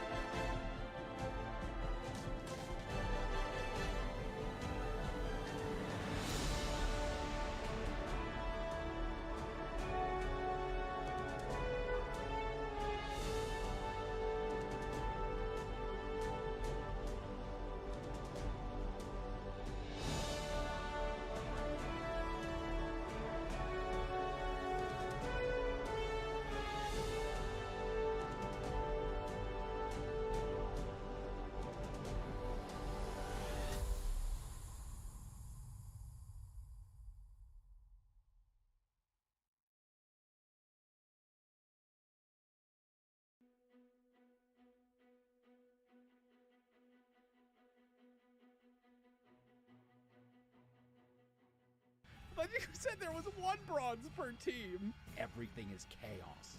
Oh my god! Oh my eyes! Rookie stream, first time streaming chat, by the way. Thank you for the warm welcome to Twitch. Okay, you know, we got Maple, Kasha, Zeitgeist, Koga. That's a suspicious name. Hasty Jaffa, Ink. Wait, wasn't one of the videos CarQ playing on account called Koga? I am extremely suspicious. Golds and bronzes? I don't believe you. According to our YouTube statistics, only a small amount of people who watch our videos are actually subscribed. If you enjoyed this video, please consider subscribing. And if you'd like to be a part of any of our videos, become a YouTube member today. More info is in the description. All right. Well, do we want to try and spot the bronze from third-person perspective? Well, I'm glad that Koga took their own teleporter. That's always good. Because who needs a team-wide teleporter? That's gonna be okay. Symmetra's already setting up. Who is all behind? Soldier's running around like a madman, trying to find some position. Yo, this Symmetra is so aggressive already. Okay, who looks like they have no idea what they're doing? Oh, Tasty's not the greatest positioning in the world. Just slept the Roadhog and then is not vacating the area. Just like, that was totally fine. Where the heck did you teleport? On the high ground? All right, so that looks... I don't know. Is it Ank, Maple, Kasha? Let's start with... I think Maple's doing okay here. Feels so weird, like when I have everyone in chat. All right. Let's see what you got, Maple. Dude, the soldier is just running around. Can't stop, won't stop. Koga knows everything and everyone. That is true. Not the worst bubble in the world. I would have eaten that right click with itself. I mean, that was an awful. I mean, this is about my Zarya's level, but... You know, there's good right clicks. There's a left clicks into right clicks.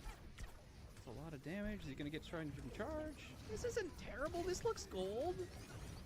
This looks gold. Okay, Kasha.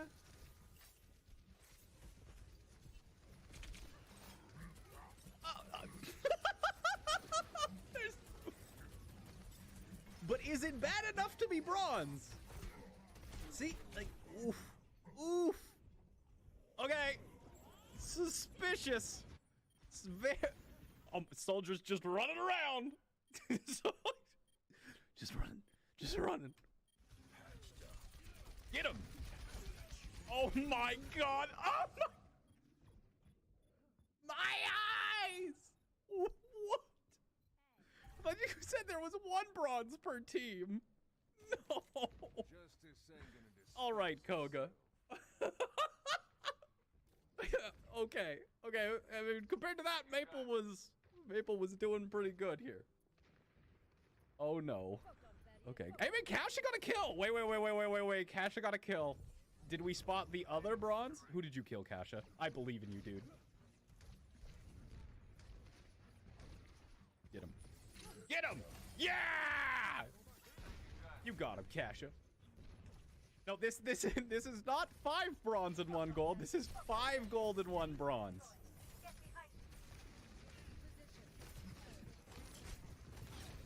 Oh, he just eats so much damage. I mean, okay, Kasha, like, yeah, okay, yeah. Okay, so everybody's dead. Let's see what Koga's got. Chat, you guys are all wrong. Chat is always wrong. That's just general rule number 1. So Maple looking pretty safe, but everybody else has got a fair game right now.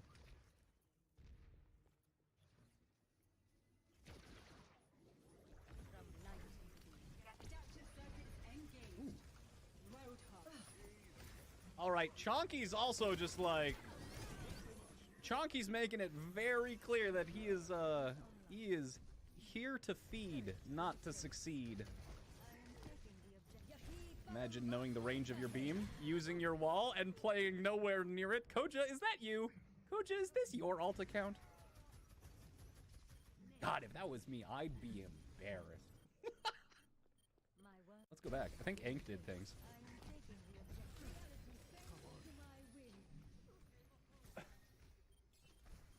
Anyway, I'm like, Tasty Jaffa had some like wonky positioning and didn't reposition, but like, Even from when I was looking at the third person, it wasn't bad, but Tasty, work on your damn positioning, please. Hey, man, and Ink got a double kill. I mean, I'm thinking the supports are carrying blue team. Let's see what you got, Ink.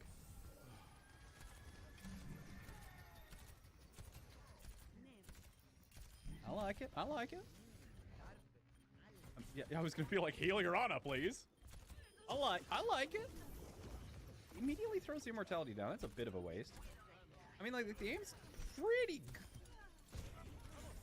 I mean, Ink's like, yeah, pretty good. Pretty good. Okay, I'll take it back, bronze. Alright, red team. Yeah, Chunky, you are suspicious. We're gonna be Chunky. Nothing against you, but I mean that's not bad. Not really. No, just aiming in the general direction of everyone. I mean there was a lot of standing still and weird copies, but that was, I mean, yeah, get him. I mean movement is struggling with movement, and he was standing still earlier. That's one of the reasons the Roadhog got the kill, so definitely a possibility here. Why, Kasha?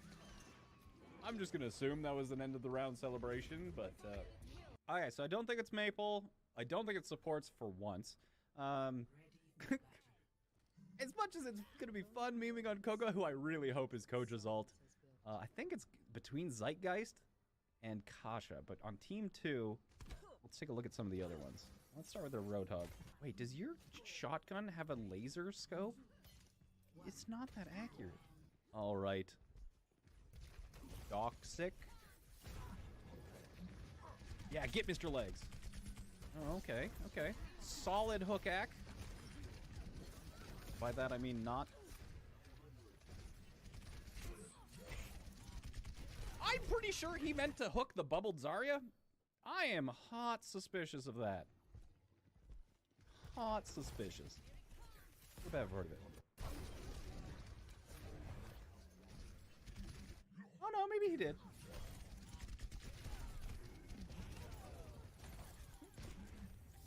Ring around the rosy. Get him again. All right, I think you get a pass. I think you get a pass. Let's go back a bit. Let's see what Hunter's got to show for me. Shine the laser pointer in their eyes. Oh wow, the rocket jumps out of the spawn door. I mean, I shouldn't be impressed, but you never know, man. You never really know. Yeah, good bubble. Already out of a lot of energy. Not, I mean, a little bit of a late bubble on the team, but it's gold. It's kind of like, it's so weird. I really feel bad for the guys like J3 or some of the people who are like only used to like Grandmaster, and their opinion of like what is just awful is like Masters, because it's just like the sheer number of errors that are present. It's kind of like, but like which errors are completely unforgivable? And those are the ones where you're kind of like bronze. It's just kind of like, you know, sometimes golds just make more errors than plays. I mean, that's probably true for Masters players, let alone golds.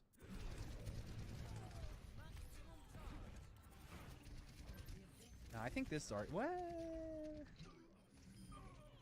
yeah, like we really got to be looking for like unforgivable errors. Cause so far, like Hunter and Doxic, they don't look like lost. I mean, then again, there was this one episode. Was it? I think it was Odd Man Out, where there was this Torbjorn and Sombra player who also looked really lost, and they happened to be gold. So I don't know, man. I'm tripping. It's just, some of these are so hard to guess. I'm gonna look at Flask. All right. Uh-oh, this is a good start.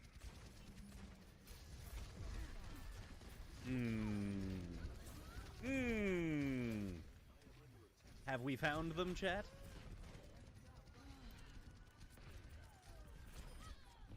Get the Lucio. Tasty, your positioning, please!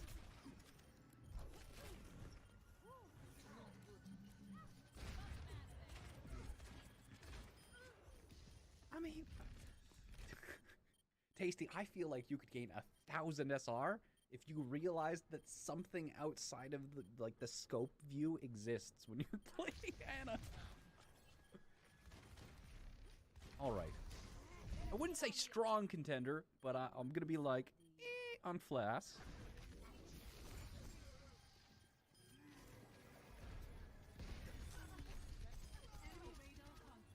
Good one. Nailed it! I'm never playing DPS again. I'm sorry, Paddington. Zen, in this economy, can't be bronze. I just gotta be like, unforgivable mistakes only, Jane. All others are normal in this world. Just like, please, just right clicks, just aim for the head, please. Just head level. You're just spamming a wall. At least put it in the crack between the wall. Okay, like this guy is definitely looking way more lost than everybody else. That's the pillar!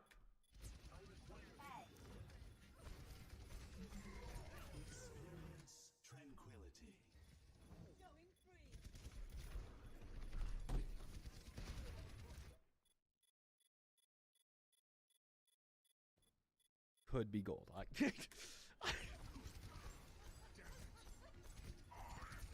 Is this sideshow? I mean, like, still better positioning than Tasty Jaffa. That's the worst part. Jaffa, learn what cover is. Just... My ultimate is charging. Big. Yeah! Save Chonky!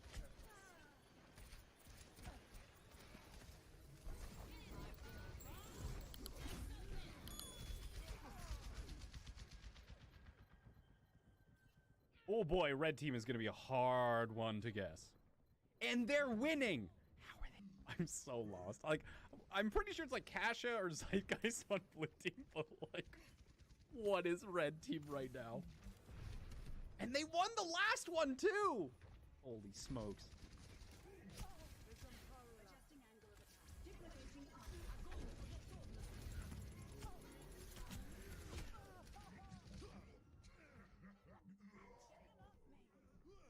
What? What? Hey, Chonky escaped. Credit to Chonky. Chonky escaped. This will improve your condition.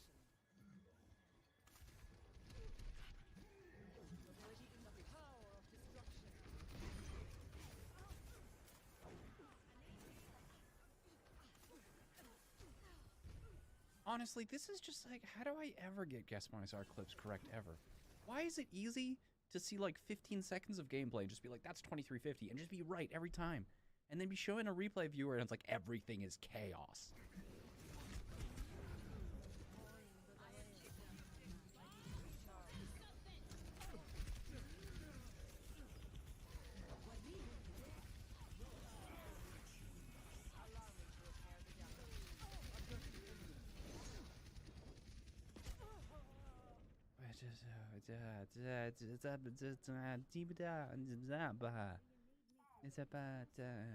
Okay, Nick.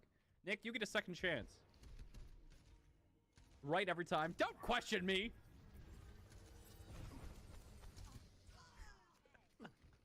Alright, blue team, bringing it back. Oh no, Saturn has gone on to Mercy. That's gonna make it even harder.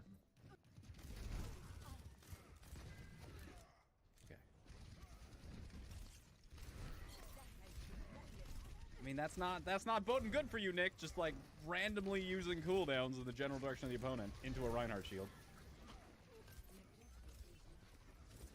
See, like, I think, like, Nick and Saturn, I think that Nick, I'm just gonna, like, guess him to be the bronze because, like, Saturn is playing characters where they can get away with being this bad. But Nick is like, he is a good boy. Nick is a good boy. And he's trying his hardest on Zed and Ana. But, like, I think there's a little bit of panic or overwhelm, and he's just, like, in the general area of the enemy team. Like, there's a lot of pillar hidden, a lot of wall hidden. Well, yeah, so, like, there's not aiming at targets. It's just aiming in general directions. So I think it's got to be Nick. I think it's got to be Nick on team 2. Nah, Nick is low gold at Saturn? I'm not sure I believe you, Demon. I think I'm going to guess Nick, but I got to figure out whether it's going to be Cash or Zeitgeist on the other team. I mean, this is way better already. Really?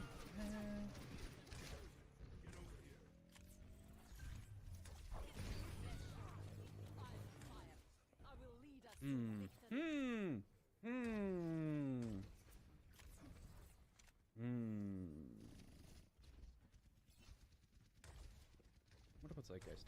What is he at?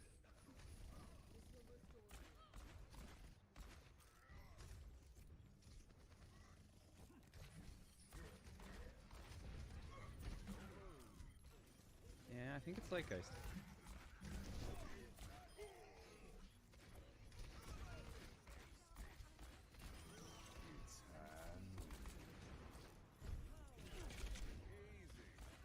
His aim isn't bad, though.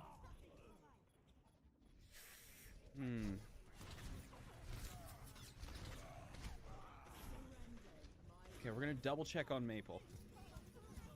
God, this fight is going on forever.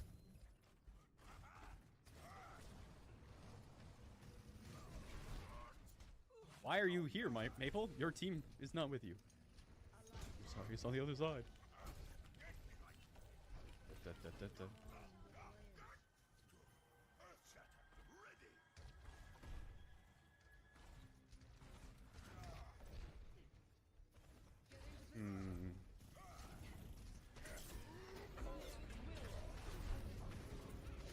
Did we overlook the main tank?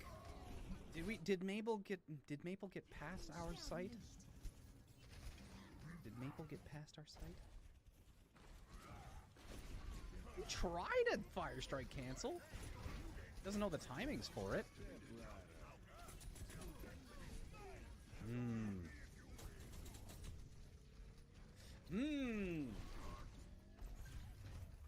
Did we give Maple a pass on round 1 too quickly?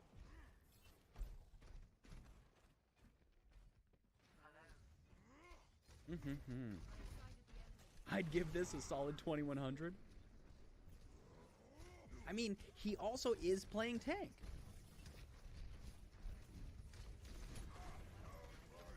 But he's not really like... What is he actually trying to protect here in Prime? And what was he playing on in the first round, right? Oof.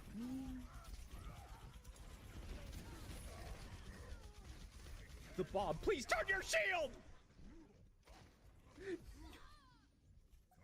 Oh, man. Blue team doesn't have a hog? In which world do we live? Thank you. Yeah, the teleport. Big Koga. Get him. Oof. Please get hammered. Oh no, you're getting knocked in.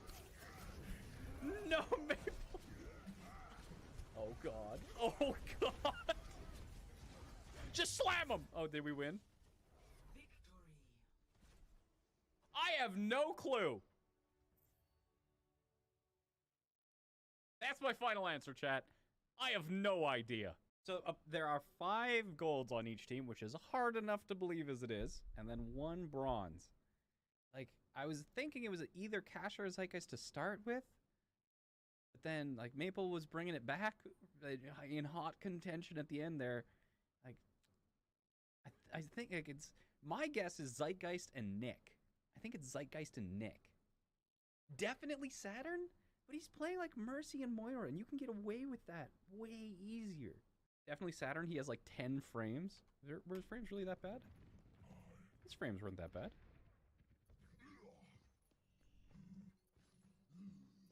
You're doing the old check the frame rate by the crosshair updates, are you? That's kind of cheating.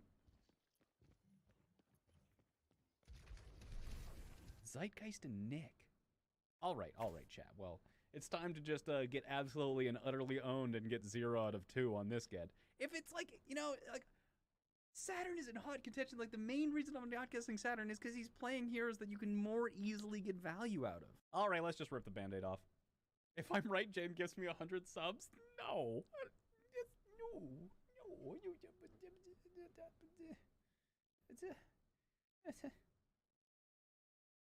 Okay, well, let's, all right. Let's take a look at this reveal. This is gonna suck badly. Show me Zeitgeist and Nick. Zeitgeist and Nick. We're still in it. Still in it. Still in it. In it, twin it, baby. In it, twin it. Yup. Yup. In it, twin it. Ah! Okay, it's got it. It's Kasha. It is Kasha. It's sorry it was bad. There's no way it's Ank. There's no way it's Ank. It's Kasha and Saturn?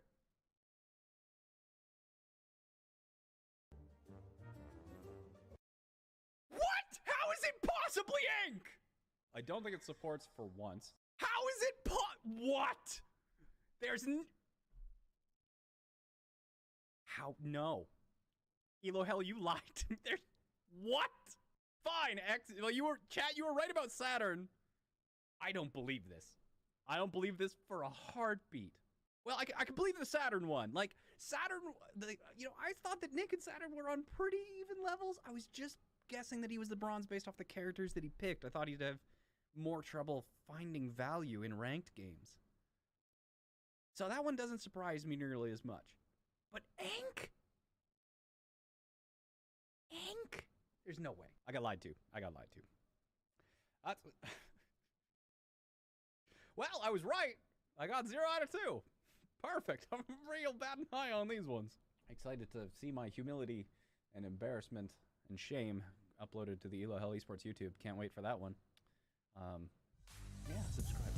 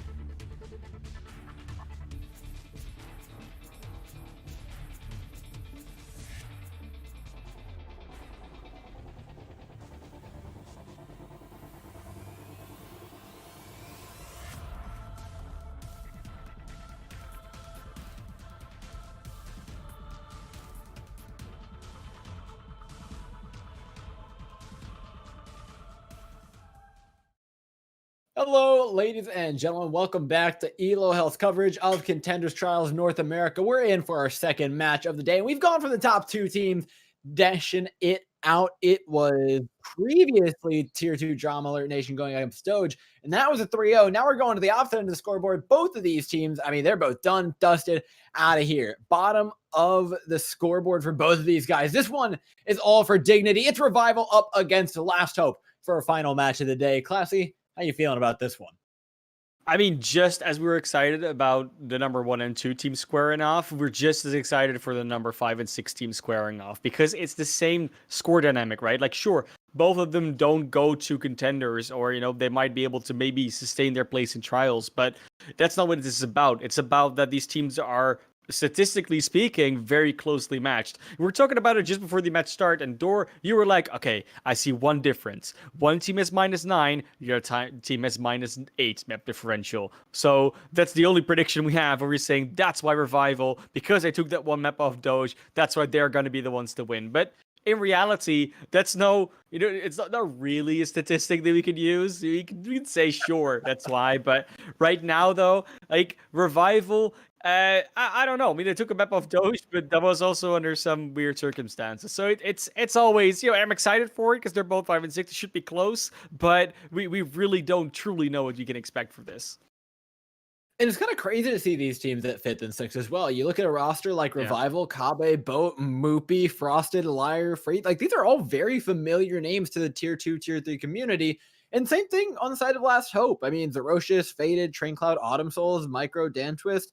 And I know Autumn Souls and Zerocious have been around a lot. There's some serious performers on this team. They just haven't been able to match up because I think the teams in this Contenders Trials round are just extremely good. Yeah, we're really getting to a place where everywhere, every region, like, there's so many upsets and close calls, and teams are just doing so well that you're really hoping for that next push, right? And if there's that many players and there's only that select few that can go up, it gets so competitive. So yeah, of course, you cannot always be the best team out there, but you still got to remember, you know, out of all the teams that are out there in that North American region, they still get one of those teams that get to Contenders Trials, that get a shot for that Contenders season. So Last Hope, Revival, you know, they're definitely no slouches. And you know, I've had some history, especially with players like Train Cloud in the last few months, where they've been jumping rosters a little bit, but they've consistently shown off on that off-tank performance. So that's someone I'm really looking forward to see more play off on Last Hope side. And then Revival yesterday against Doge, they played a very good series. Doge was in a little bit of trouble, you know, dealing with ping issues, dealing with some other stuff, but there are definitely players on the Revival roster that showed a big, I'm talking about players like Frosted, like Kaba, that just consistently made the lives of the DPS on the other side miserable. So it's going to be a series all for the marbles, all for not getting that last place in the group. But that's also an exciting match prospect in the first place. I mean, when dignity's on the line, Classy, isn't everything. You never want to be the team that bombs out of trials. That's why you get out of trials and then go bombing Contenders. Then you could say you made it to Contenders. Here, this is all about the dignity. And you know what? So far, it seems like Revival's feeling good to take it. You mentioned Kaba looking really good on the Ash. I'm expecting the same thing out of both him and Boat. Dan Twitch and Zerocious, though, a pretty formidable lineup in and of their own right. I'm curious to see what they lock in here in the first map as we're headed on over to Nepal. I remember Zerocious with the clutch plays in Open Division, but now Trials, whole different story. Boat and Zerocious gonna probably lock in these Sombras, and so far it looks like we might not see a whole lot of a contested matchup. They might just go for the full mirror. We won't know until they open the doors. And on Nepal Shrine, it's not at all surprising that you go for this mobile composition. A lot of open ground, a lot of places you can go around the enemy team, try and encircle them, and then really pounce. So yeah, dive versus dive, not at all unexpected. But Reaper versus Tracer. Yeah, these fights can take a pretty long time with these support lineups. It's something we've seen a lot in EU. Nobody really wants to lose players over there, and so they go with the Lucio Moira. It's extremely safe, but you can put off. The sustain is incredible. Autumn Soul is already being poked away at by a Boat, but no real progress being made. It's just Last Hope holding up their last bastion of defense on the stand, on point. Finally pushing their way out, though. Dan Twist finds the first one on a Moopy. Take out the tank line, take out the main support. and all of a sudden you're looking at a very winnable fight for the white side. And it was something we've been seeing a lot, that Reaper. That Reaper can be so devastating towards especially a Winston. As soon as that Rhoda come out, that matchup becomes a little bit more contested. As soon as that Wrecking Ball comes out, it's not as easy anymore. But that Winston is tasty meat. It's a bit exotic, but they order it every time. I'm gonna question that for a moment. I'm not sure what you're eating for lunch, breakfast, dinner. What do you have scientists for, Classy? I don't know. Scientist. I think it's a good pairing with a Sauvignon Blanc at least, but you know. Hey, we'll see which one keeps going down here. That's Moopy who's getting eaten for dinner now. Train Cloud taking him out. Another fight won for Last Hope off the back of all the damage that Dan Twist is doing on this Reaper. It's just shotguns in the face. I'm not saying that Dan Twist is the only reason why they're winning fights, because they're definitely capitalizing and rotating as a team, but you can just tell that Moopy has no place to go just off the sheer number of ult charge that Moopy hasn't been able to get. They're still 40% away of the Primal Rage after 2 fights.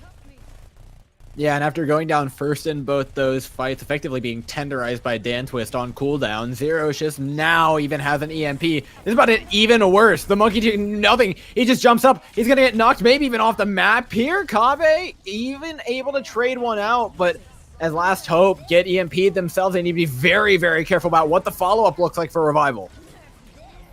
So far, there's actually a bit of a back and forth this fight, but with the deep attack that they're putting out here, Last Hope doesn't want to let them get close to the objective. Dan Twist finally taken down, but meanwhile, Boat falls as well, and now they're going to be able to go for a soft reset and engage straight away. Yes, that's exactly what they're doing on Revival's side. Yeah, it's a 5v5, slightly advantage of Revival right now, but as the first pick goes down onto Liar, he's not able to get anywhere near that sound barrier that he wants, so Coalescence is the only thing they have to keep themselves alive. The point, remember though, is ticking over in favor of Last Hope. There's only so much you can do because you have to continue pressure on there, but now the Reaper's back, now the Sombra's back, now your Winston's getting hacked, and Moopy is sent back to spawn for what only God knows is like the 20th time on this point. Revival are having a pretty seriously rough time against Last Hope right now. Yeah, Last Hope is just rolling over them, or actually not letting them roll them over. It was not a lot of the time. You see Last Hope not actually making the first move. They sort of see where Revival goes, and then Revival says, well, okay, if you don't make the first move, we will. And then all of a sudden, there's a Reaper in your face. Moopy goes down, and everything falls apart from there. But when we go to a map like Sanctum, which we're seeing right now, it might actually be a lot easier to run around that Reaper, to not have to engage straight away on them. So that's why you see Dan to straight away say, well, then I won't not play the Reaper anymore. It might just make it easier on myself. Just shoot them from across that open space. Don't get pulled into the abyss. And we'll see what Revival answers that with, whether they actually expect the Reaper to come out again themselves. I mean, if I was them, I'd likely be expecting it. It's great into the monkey, but the hog could throw a bit of a wrench into the works here. Last Hope are swapping up their composition pretty big time. What it's going to allow them to do is gain a lot of point presence. If they make their way under, actually killing anything in this back hallway is going to be incredibly hard. Yes, you have a Winston. Yes, you're going to put in a lot of cleave, but I'm sorry, Roadhog also has a lot of health you have to deal with first. As they wrap their way around as well, Moopy just walks straight into an accretion, the hook, everything, and yet again, the main tank down first. Classy, this does not spell anything good for Revival. Oh, they had the superior rotation with that Lucio as well, and still they're not able to capitalize and surprise the side of Last Hope. Last Hope will take this first objective, and now Roadhog is in a good place. He's gonna go fishing. Yeah, with that pit there, this is gonna be incredibly hard to actually engage on. The second Moopy goes anywhere, I mean, that hook's just headed straight for him. Really will be. And again, they're trying to do this long rotation to try and not have to jump over that abyss, but they're just getting counter rotated. Immediately hook connects. Nice trade out though. You can't res that Roadhog. Numbers are going to be permanently even for the time being as well. Now you're going to have a Coalescence to move in on from Freyu. Of course he's going to pop it with only 25% of the point. If Revival can take it right here, they're going to be feeling pretty good about themselves with Liar going down. It's not looking quite as good, Classy. It really isn't. There's still some trades happening back and forth. Freyu was sort of stuck behind. Zerocious under a lot of pressure from that Moira. Is going to go translocate away. He actually cannot participate in that fight any longer. Meanwhile, Kabe has actually gotten some kills here. Zerocious actually has this EMP. They can stop this one from taking back over. It's just now being contested. There's going to be a Reaper on point. He has got his ultimate online. No EMP from Last Hope there. They're holding all of their cards for the next one. Yeah, they can. You know, they've got 54% built up. They can definitely use the ultimates only to get back in, but they are going to have to fight against a decent ult bank on the other side. And we said it in the past. Ultimates don't necessarily mean everything anymore in this meta. But that EMP is trying to get the Reaper, and it just doesn't do anything. Yeah, it only got the Reaper, and now he just Death Blossoms to peel. There's a Roadhog there. It'll connect the hook, but as far as Last Hope's fights have gone, that is definitely down there in the less good of them. Big whiff from the EMP on Zerocious, and I love the capitalization from Revival. They did a great re-engage on it. It's not even a whiff, it's just deliberate misuse. You think, oh, we can hack the Reaper and just kill him, but it's a Reaper. If there's one thing that has always been repeated about Reaper, is Reaper's pretty good against Sombra because he doesn't care that much about being hacked. As long as he can keep shooting, keep killing things, and keep just sucking the life out of the enemy, not a problem, and that's an EMP that's worth mentioning. Yeah, now you're getting hacked out. You're taking a ton of damage. Last Hope aren't quite done, though. You trade out for Moopy, who goes down again on main tank, notably. Liar's going to pop Sound Barrier to try and make this one last. But with the Nano Boost headed out from Autumn Souls, that damage gets pretty serious from Last Hope. Keep in mind, though, that percentage is taking up all in the meanwhile, Classy. So every second they waste waiting for this re-engage is percentage up on the board for Revival.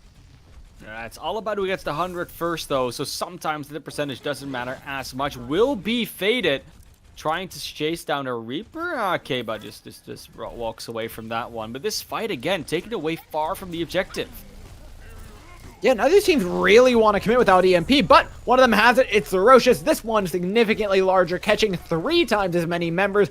Great capitalization as well by Last Hope, moving in as a group and letting Faded do a lot of the work with the cleave damage from the Winston. Yeah, Trinklight does use the mech in the middle of that, but we'll probably be able to get that back in time. Doesn't have to go for the ugly reset, as we call it, where you just jump off the map and go for the mech and spawn. So, no problem here. Last Hope take that point back, but now they've got not much in the tank. There's stuff coming up.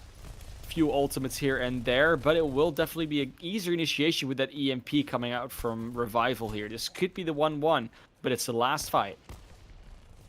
Yeah, about the only thing I can see happening here is maybe Micro gets that Sound Barrier online, but it's going to be so hard. The Death Blossom really whiffs from Kaba, but now he has to make the room. He has to push in onto the point. There's enough picks around him that Last Hope are going to really struggle to pull this one back. They don't have too many ultimates to do it either. Point sticked over for Revival. Death Blossom of Desperation from Dantwist, and it finds absolutely no value, Classy, with 1 Primal Rage and 1 nice little boost over from Frosted. He's going to knock the remaining members of Last Hope off the map, tying up the scoreline 1-1 for Revival. That was such a crucial boop coming out from Frosted, and it wasn't just the boop. The hack from Boat stops Traincloud from doing the thing where D.Va flies up in the air, throws the self-destruct down. That self-destruct goes off. It's an entirely different story, that fight. You might just get pushed off because you don't really have much in terms of shielding, and sometimes the environmental is just too far away. You just get blown up. So Traincloud gets hacked, pushed off the map by Frosted mid-boost. And that's exactly what they needed to clean that up. It was, of course, a winning fight, but so far this 1-1 situation is looking good for both teams. It's really hard to predict who's going to get it here. And this is something we haven't seen in a while. May Reinhardt going into the objective. That's their goal. They want to stay in there and not let it go whatever happens. And Boat is going to try and fire in there with the Pharah. The Pharah in the situation, I'm personally not a fan of. Because oftentimes you try and shoot in there and it just doesn't get much. But they're not going to see the objective. They're in the open door. I mean, there's 2 ways of fighting this point when there's a brawl in the game. It's either you go to a point and you brawl them, or you spam them from outside. From that perspective, Boat's Pharah is pretty good. The issue is they're kind of lacking damage on the other side. You want to pincer it, you want to fire rockets in from one end, and maybe a 6-shooter in from the other, maybe a Junkrat. But all you have on the other side is a Tracer to dish out the rest of that damage. So all that Last Hope need to do is just watch whatever side the Pharah's on, and they should be all right. Find a wall on a Moopy. Great defense matrix read by Traincloud to keep him up, but it's only able to block so much. Still gets Dantwist for his troubles as Moopy cleans up the rest. Revival are going to find this point back off of all of that spam. Yeah, they really will. That barrage was way too early. Like, all that spam that came out, it's so much damage to them, with, of course, the damage boost. But That to me was a lot of Last Hope giving them all that ult charge, giving them that space, giving them that damage. Because where do you think you were gonna go?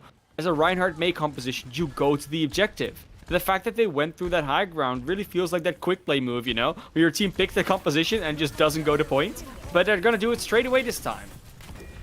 Full commit from Last Hope. You're losing 2 on the way. It's already fallen to bits, and what this is now a ton of ultimate charge for Revival. Last Hope, we're hoping to get in, maybe pop a couple of ultimates, look at taking this point back off the back of them. But if Revival get even more out of this fight, in fact, another... How? Bo's just free farming on the Pharah. Exactly. That's how. Both free farming. And with that fire rate increase, with the movement increase that Pharah has been given, of course she is nerfed right now in the live patch, but not yet on this one. It's not the one we're playing on. It's a slightly earlier edition. Boat's going to be able to do so much damage and going to be very tricky to hit. Now that the ultimates are coming online from Last Hope, yes, they look to be a bit more hopeful, but they still need to get in there, get brawling for them to get value in the first place. Well, there's such a good peel option coming from the self-destruct. You can deny all the point presence. Yes, a couple of frags go down, but remember, you still have to deal with this Pharah. You take the point over. There's bound to be a barrage coming in here sooner or later from Bodhi. He racks up 10% at a time on this Pharah, taking an off angle. The rest of the team is going to come back in for spawn. Revival, yes, they may have lost the point, but they're far from done with this fight for the time being. But with the Pharah down, that has to be it. Yeah, that's finally going to be it. And Boat, crucially, just didn't really build up to the barrage that fast. That fight had really started from 0 charge. So still got 70 in that, but not as damaging as last time around. A big part of that is that Baptiste from Autumn Souls just being able to help out with negating damage. And their movement around the map was very clean in that engage. The Shatter just helped out with taking out Moopy straight away. And now they're going to be ready with a Blizzard for anybody that tries to approach. Moopy seems to be the prime target once again. I don't know how that guy's even alive. He didn't get defense matrix. That was just pure hog ridiculousness. Now frozen up, nanoed up. It took everything in Last Hope's power to kill that Roadhog, but they did it successfully, and now they're 80% on that point, nearing final fight territory, Classy. Yeah, it's exactly. You put them in a position where, yes, they're going to have one more fight to come back in, but it's going to be rushed. And this composition likes to take their time to just push you away from the objective. They don't want to fight quick. They want to fight long and drawn out, so all your resources are just drained, and they'll have those resources straight away as the engage happens, and it has to happen fast. Well, at least they get a touch on the point here. Revival far from out of it yet. We've seen the barrage come up big before. The Pharah haunting above the point, waiting for the right opportunity. Gets it over top, puns 2. Can he get a third? No, Dantwist shuts him down. Now got to swap over to the D.Va. The threat of a singular bomb on this point would tick down overtime in its entirety, and Dantwist has it. He's going to deny them so much presence. Defense matrix on the Pharah as well. It was such a good duplicate. It's gotten them all the value they need, and it looks to lock it up here for Last Hope. Nice shatter from Faded in the meantime of that one. Dantwist tries to keep on, but that extra life apparently not enough. Revival taking it back here after some very sustainable play from Kabe coming back after that first death. Yeah, Kabe really clutched out on the Tracer. Now you've got ultimates. It's all about holding them, though, because you're only halfway to finishing this one.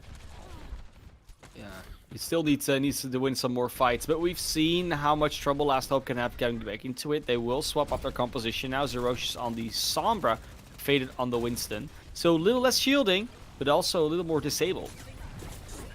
Yeah, and it's an interesting swap. They're holding on to a lot of the stuff they did to get in later rounds, but it's going to give them more fights, even though they're still in final fight territory. That Baptiste is really struggling up against the Pharah, stuck in the back room here, punished away by Moopy. I mean, this guy can't catch a break right now. Autumn Souls would be lucky to get out with his life. No, it's Moopy who should be afraid. Autumn Souls, the supportable combat, keeps him up and now gets to chuck those healing pods one at a time at his teammates, who granted are still all very low. A breath from Revival could end their lives, but Autumn Souls is doing a fantastic job, and now they've got more of the supports coming back in just a moment, as well as this Immortality field. It should be Last Hope able to pull it back, but no! Moopy's in! He's got mines! He's got overtime! And he may have just clutched it out for Revival. Revival looking to definitely clean up this point. There's just a Winston to go, and I don't think anyone else will make it back. No, that's indeed the map for Revival. And after that first point, it was looking pretty good for Last Hope. And even up until that last fight, Last Hope was looking so solid. But Revival does manage to clutch it out. Of course, they are that team that has that experience. Has all those players that can actually, they know what it is like to be in those situations. They keep their head cool. They come back in. Moopy, yes, they got punished. They got bullied all over the map. But in that end fight, they do come back in time, build up the minefield, get the CC, and just make sure that Autumn Souls and Micro have nowhere to go anymore.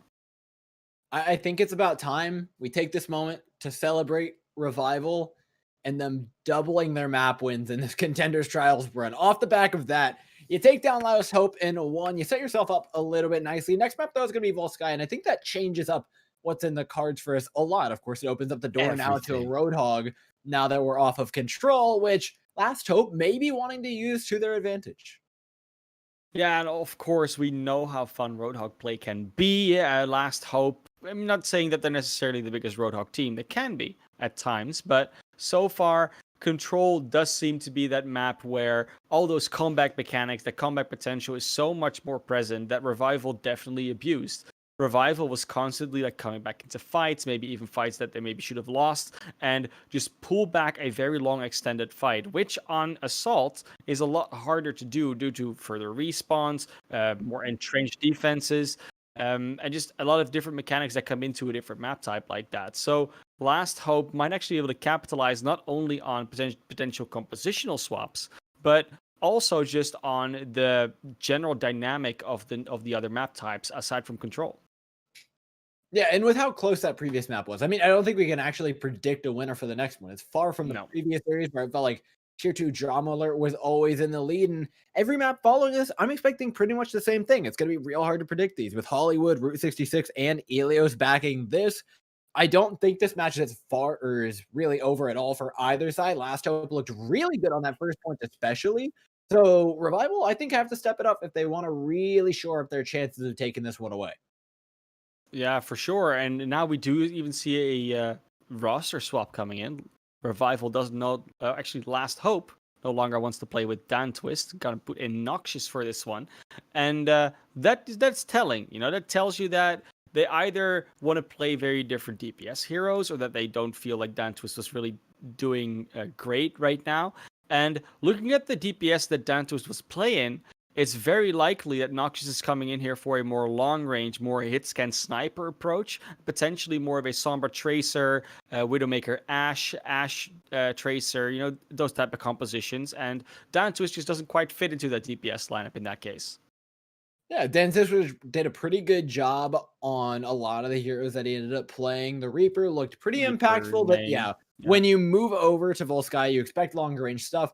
What I'm watching for is going to be what is likely an Ashe battle, damage boosted by Mercies, maybe even a little bit of Widowmaker mixed in there like we saw in the previous series. 100%. And, you know, sometimes it's Widowmaker versus Tracer, but it's almost always Ashe versus Ashe.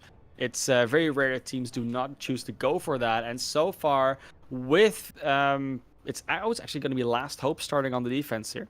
They are going to start running out here, it seems, with the Roadhog Diva. So no dive defense like we've been seeing all day. It's going to be that, hook specialist, so to speak. And then Noxious will indeed be on the Tracer. So it will not be a Widowmaker. It will be a Tracer-Ashe combo.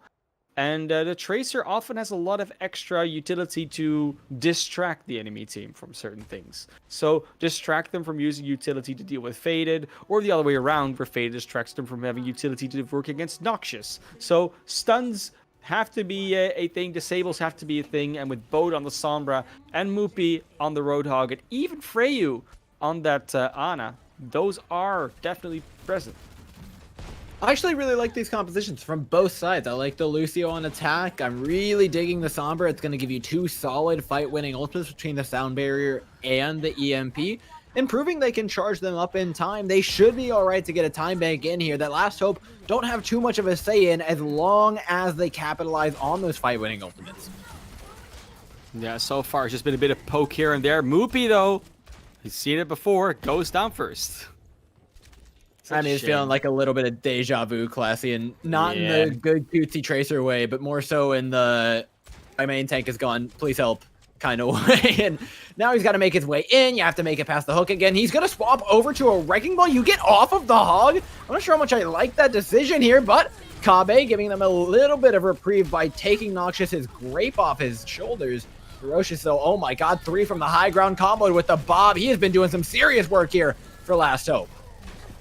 Yeah, Zerosh known to be that good hitscan player, and of course we were on the previous map. It's not that easy to get that long-range battle in, and now we're on Volskaya. You're entrenched. You have a high ground advantage. Zerosh is just licking their lips. This is exactly what's happening here, and Moopy swapped to a Wrecking Ball made sense. They're stuck inside of enemy territory. You want to re-engage quickly and catch them out on the rotation towards you, but that wasn't quite successful, so now Mopi is still on that Wrecking Ball, doesn't want to stick with the hog, and Kabe actually taking out that particular Ferocious, which gets a quick opening.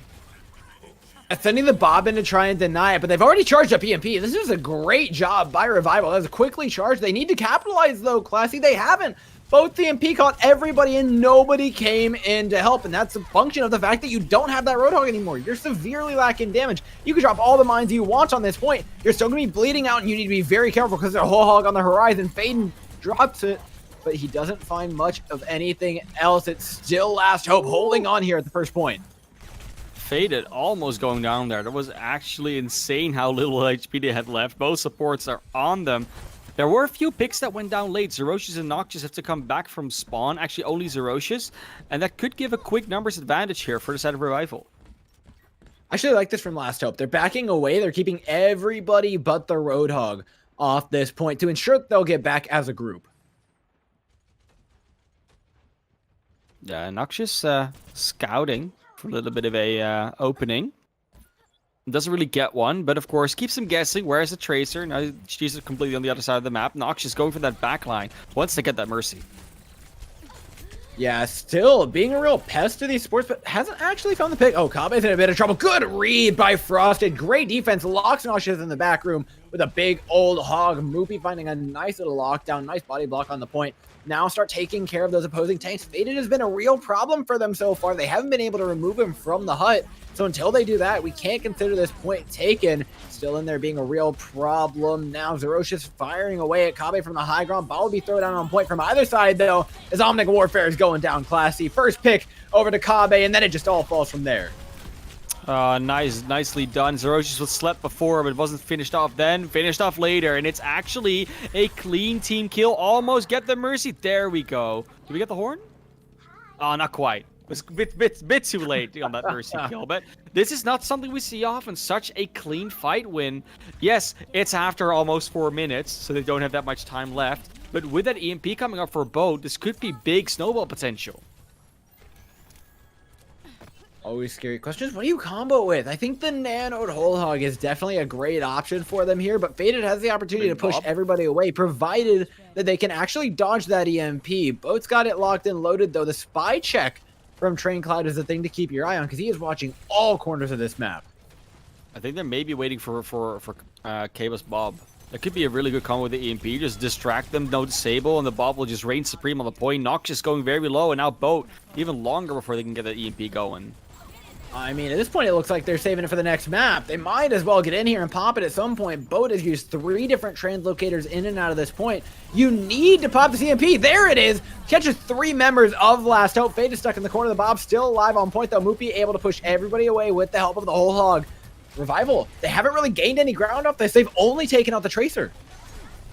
Yeah, it took so long to set that up, and still there's no real ground gained. Moopy even going down, and self-destruct gets some space. They do pick up almost 2 ticks.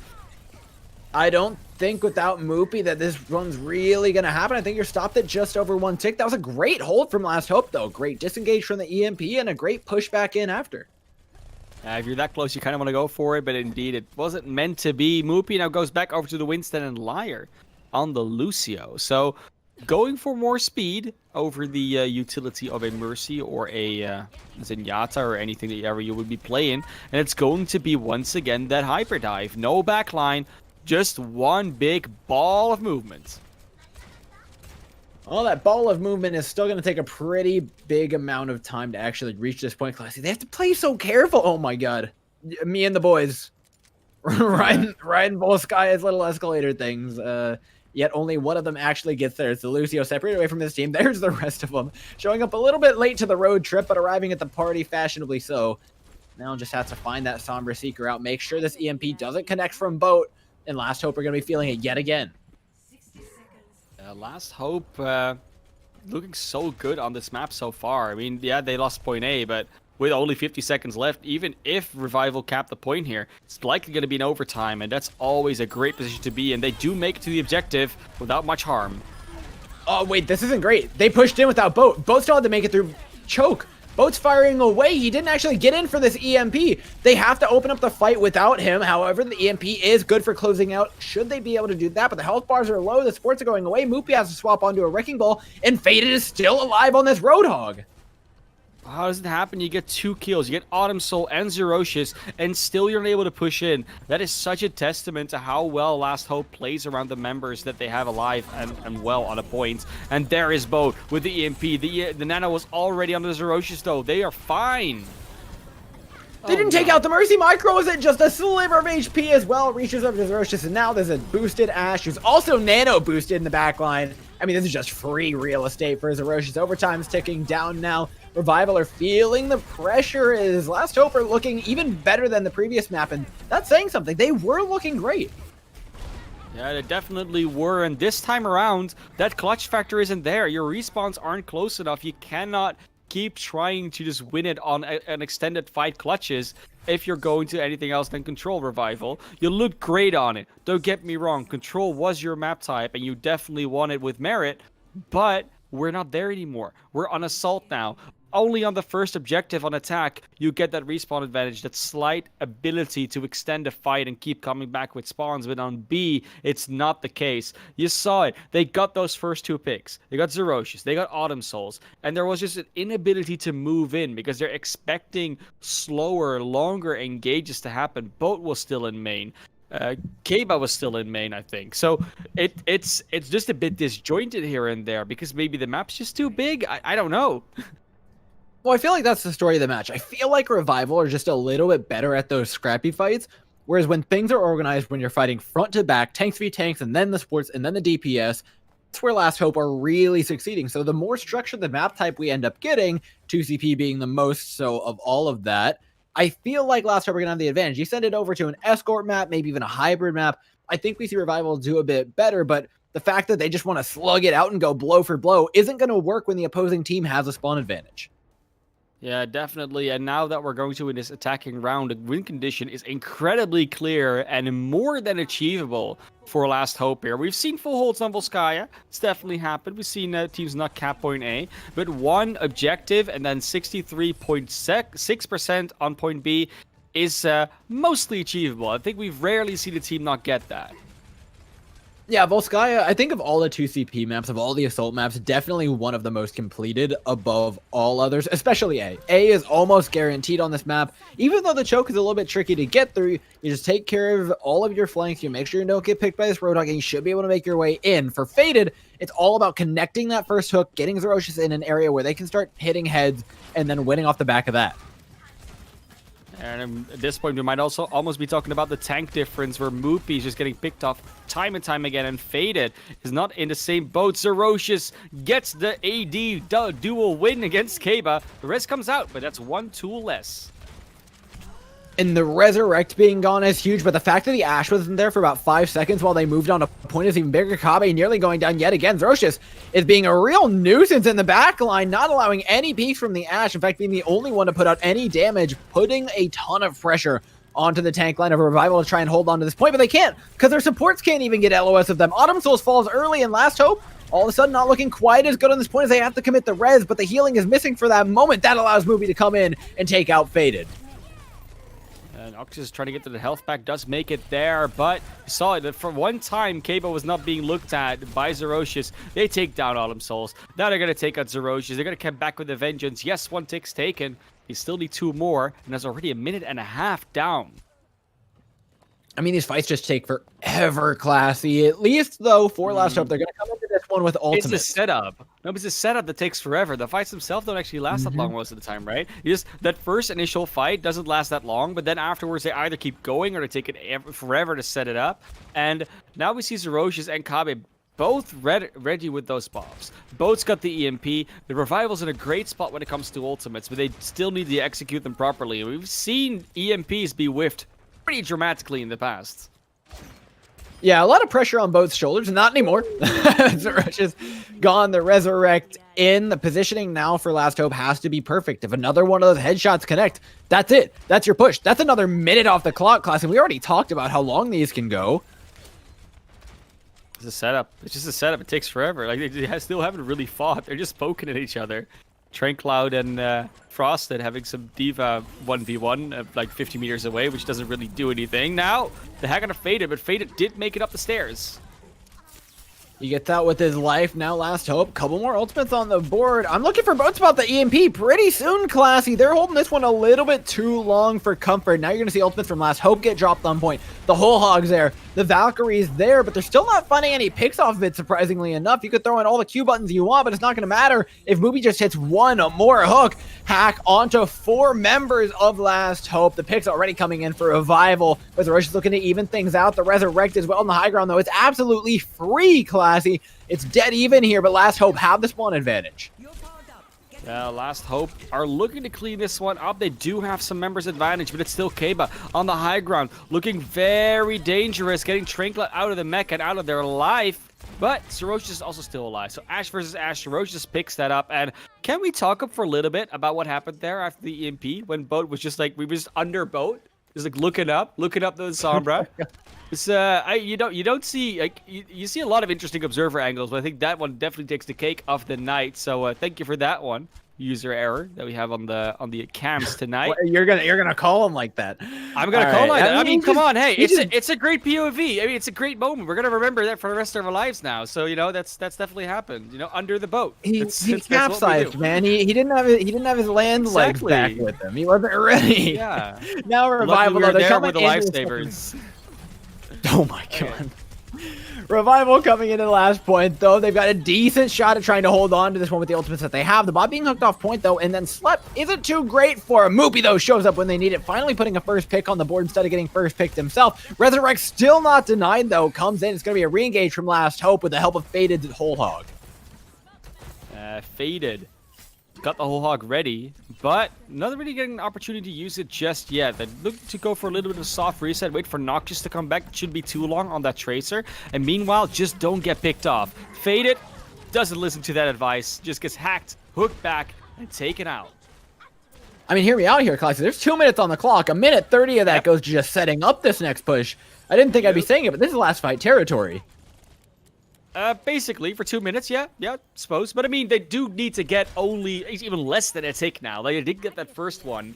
And when you look at the ultimate situation, they're also sitting pretty. Both teams, in fact, are. So it's all about execution here. Will Boat get another good EMP? Last time, it didn't actually pull back the fight for them that well. And we're going to just look at the Ash battle again. I think that's basically what we're realistically looking at in this game.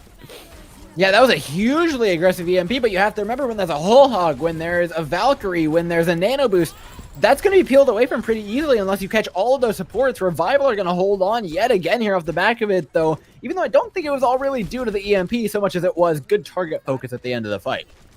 It was, but look at that ult bank. Revival. It's all gone. I think they expected, just like you, for that fight to go on for 2 minutes. But now there's a solid minute left. Only a tick to gain. You've got a Pulse Bomb, a Bob, a Nano.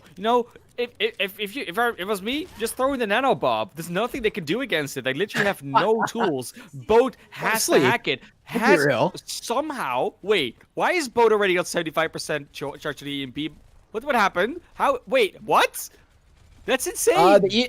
The EMP came out and they were farming EMP the entirety of the actual fight. So all the damage going into the Roadhog, going into the Diva, that all goes toward the next EMP. Yeah, it charges really fast now that we're in Roadhog meta. It's expected to have every other fight, but you know what? We'll take it 2 in a row. Kabe finds a first pick onto him. Revival looked pretty good. EMP, it only connects onto both of the tanks. However, that's enough to take down Moopy. Now it's going to be Last Hope moving in, trying to capitalize on the fact that Boat wasn't able to find quite enough of the 20 seconds on the clock. Nearly over. It's Last Hope, evening up the score 1-1. Bob difference. Bob was just doing so much there. It's an extra member with auto aim that just mows you down. There were no defensive fights. They tried to go get Bob with the EMP, but they didn't. If Bob had been hacked, it's a different story. But the engagement was too quick. Bo didn't quite have the EMP ready on the right moment, and unfortunately, you cannot win a fight twice based on the EMP in a row all the time. So, Revival, while they looked pretty good in that defense still, it was still very close until Last Hope actually completed the map. They still go down. This is a 1-1 situation now, and that's exciting for the next maps, because we said it before. While Control looked good for Revival, Assault looking good for Last Hope, all the other maps we're gonna get are Hybrid and Escort, which are very much in between those map types.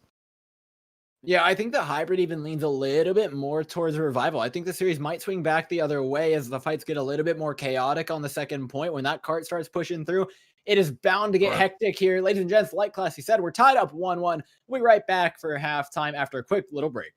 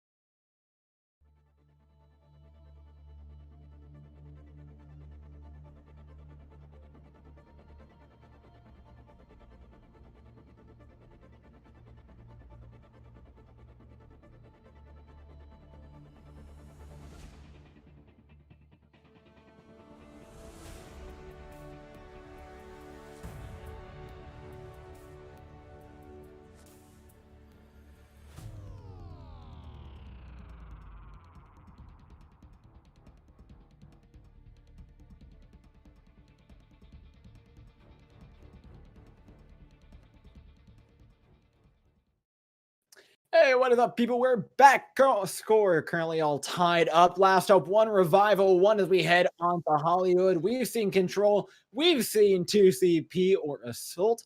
Already get to play a little bit of Hybrid Classic. I think this is where things really get interesting in this series. I think you and I were chatting during the break. I think we talked a little bit about what we want to see these teams run. And I think that involves a little bit more of that Roadhog play, but in a cleaned up fashion. Yeah, potentially, right? I mean, it seems that both these teams, they really understand that Ash Mercy is a good combo. Don't get me wrong, they know, and they're playing it, and they're playing it well. You know, they're both hitting a lot of shots, Kabe and Zerocious. But then there's a Sombra of Boat that, you know, they go in, they get an EMP, and half the time the follow-up isn't quite there. You have both Roadhogs, you know, trying to get the hooks, get the follow-up, etc. But there's something that's not quite right about the way they're playing around that Roadhog right now. And, you know, either they somehow all of a sudden get that cleaned up, where, you know, you get a clean Roadhog play with the entire composition around it and it works, or they can go back to something more dive, like they were playing on Control, which wasn't necessarily terrible from either team. It was actually, you know, looked pretty good. It looked like they understood what they were doing there. So when you go to a map like Hollywood, where both of those things are possible, where you can go with that Roadhog, where you can go with that dive, it's really telling what these teams will do based on, you know, do they play the Roadhog, yes or no? Like, what have they been talking about in their break? Yeah, I think the dive, from everything that we've seen, is the correct decision. Both these teams have a bit of a better grasp on it. The Roadhog compositions just look a bit too chaotic. It's inherently a chaotic composition, but as much as you can wrangle that in, is as much as you should be wrangling it in. They're just kind of struggling to do so. The one thing I'm interested in, though, Classy, is if one of these teams locks in a Roadhog and the other locks in dive, what do you think that plays out like? What's going to happen then? Well, I'll tell you what. If one of the teams picks dive and the other team also picks dive, then it's only going to be a matter of time before one of them switches over to a Reaper. I think that's the dynamic we're looking at, because we saw it happen on Control. The Reaper just demolishing Winston's all day long. I think especially Moopy had a very bad time of that. But indeed, like, if one of them goes dive, the other goes Roadhog, then what will happen? Will the other team just go back into spawn and swap? Will they actually take that fight and just say, well, we're good enough to play against that Roadhog because we think you don't know how to play it well enough? Like, it's that realization, right? Sometimes it's a team where you have that realization where you're saying, okay, we know this is a good composition, but so far we haven't been able to execute it well. So we might as well play something that we know works or that we know how to play, and then win against a team that apparently also doesn't know how to play it, but does play that composition. So that could also be a dynamic that comes into it, where the coaches say, oh, if they want to play that, well, then we're just going to win because both of us don't know how to do it. So, yeah, I don't know. This is like the quadruple mind game of the century, Classy. It's just too much. I'm sorry. I'd lost myself even in that one. Yeah. But if they know that I know that they know that I know that they know that I'm going to play Roadhog, then I'm going to play this. Yeah. You know what? Maybe the call out's there. Either way, it looks like both these teams are ready to lock in a Roadhog. This is something we've seen a little bit earlier today in the Overwatch League. Of course, it was the first day Overwatch League got their grubby little hands on this patch, and they're playing plenty of Roadhog Diva. And it seems like it's what these teams want to be running at as well. Ash Mercy's all over the place. The Anas need to be a little bit careful about where they are, but there's not really too much dive to threaten them. These fights are likely going to be decided all off the back of Kaba, Zerocious, Faded, and Moopy finding picks. Yeah, so far, that has really been the story of this game. Kaba versus Zerocious. Both and Noxus have definitely been helping out with the DPS. So that's, of course, their job, being the damage players. But Zerocious and Kaba, that's really been that battle. Who gets the Ash on the other side first? Who gets to capitalize on them either being rezzed or not being rezzed? It's a window, and Kaba immediately showing that, taking down Noxus with a clean headshot. I mean, we've seen very few Resurrects get canceled these days or in these games. I actually think Micro held on to it, just going to wait. Zerocious finds an impactful pick, but again, the Resurrect is almost guaranteed to come out, especially with the help of Defense Matrix. What it means, though, Revival can start taking space, moving up to this point, trying to dodge the sightlines of Kaba. That's just going to be really dangerous on the high ground. The fact that the Ana, though, is sitting inside the cafe is actually pretty interesting to me because it's severely limiting the sightlines, and now it's going to give Zerocious a lot more of an advantage in this next fight. As well, Faded has an opportunity to hit this hook from pretty much anywhere. Yeah, you're able to get onto this high ground, and that is exactly where you want to be. Sikeba and Zerocious immediately facing off against each other for that reason, but Train Cloud finds that Ash, and that's exactly the pick you wanted. Not a lot of damage gone, and Keba needs to get res. That's a window that Zerocious is happy to exploit. With the Bob as well as a hook being connected on point here, it's not looking too good for Last Hope. They came into this one all right, but now it's Revival pushing them right back where they came from with the Bob, with the Whole Hog, and they've got a couple more ultimates on board following this. Yeah, so far, Revival being able to hold on. Yes, there's a tick gone, but you'd rather just give him a tick but not give him the entire objective than lose that fight right there. Now we're going to be in a situation though where Zerocious will still have that Bob that Keba was able to throw out there. Faded with the Whole Hog as well. It's a pretty big tool, and if you're trading that against maybe a Pulse Bomb on the other side, you're going to be happy about that. Yeah, I think a lot of this comes down to whether or not this Pulse Bomb connects. And, you know, it's not the greatest odds ever, but we've seen Boat come up pretty big before. If this connects onto one of the supports, maybe even the DPS, you draw out the utility of a res, then you're feeling all right. But no, you start off the fight losing Keba, and then it's going to be the Resurrect out. Now it's Revival losing a lot of the tools they really wanted to start this game off. Yeah, they are losing those, but they're also not necessarily losing a lot of players. Only Moopy going down, Zerocious and Noxious on the other side. It's a double trade. And, oh, Faded though. It's the one-man Apocalypse. He's a line door.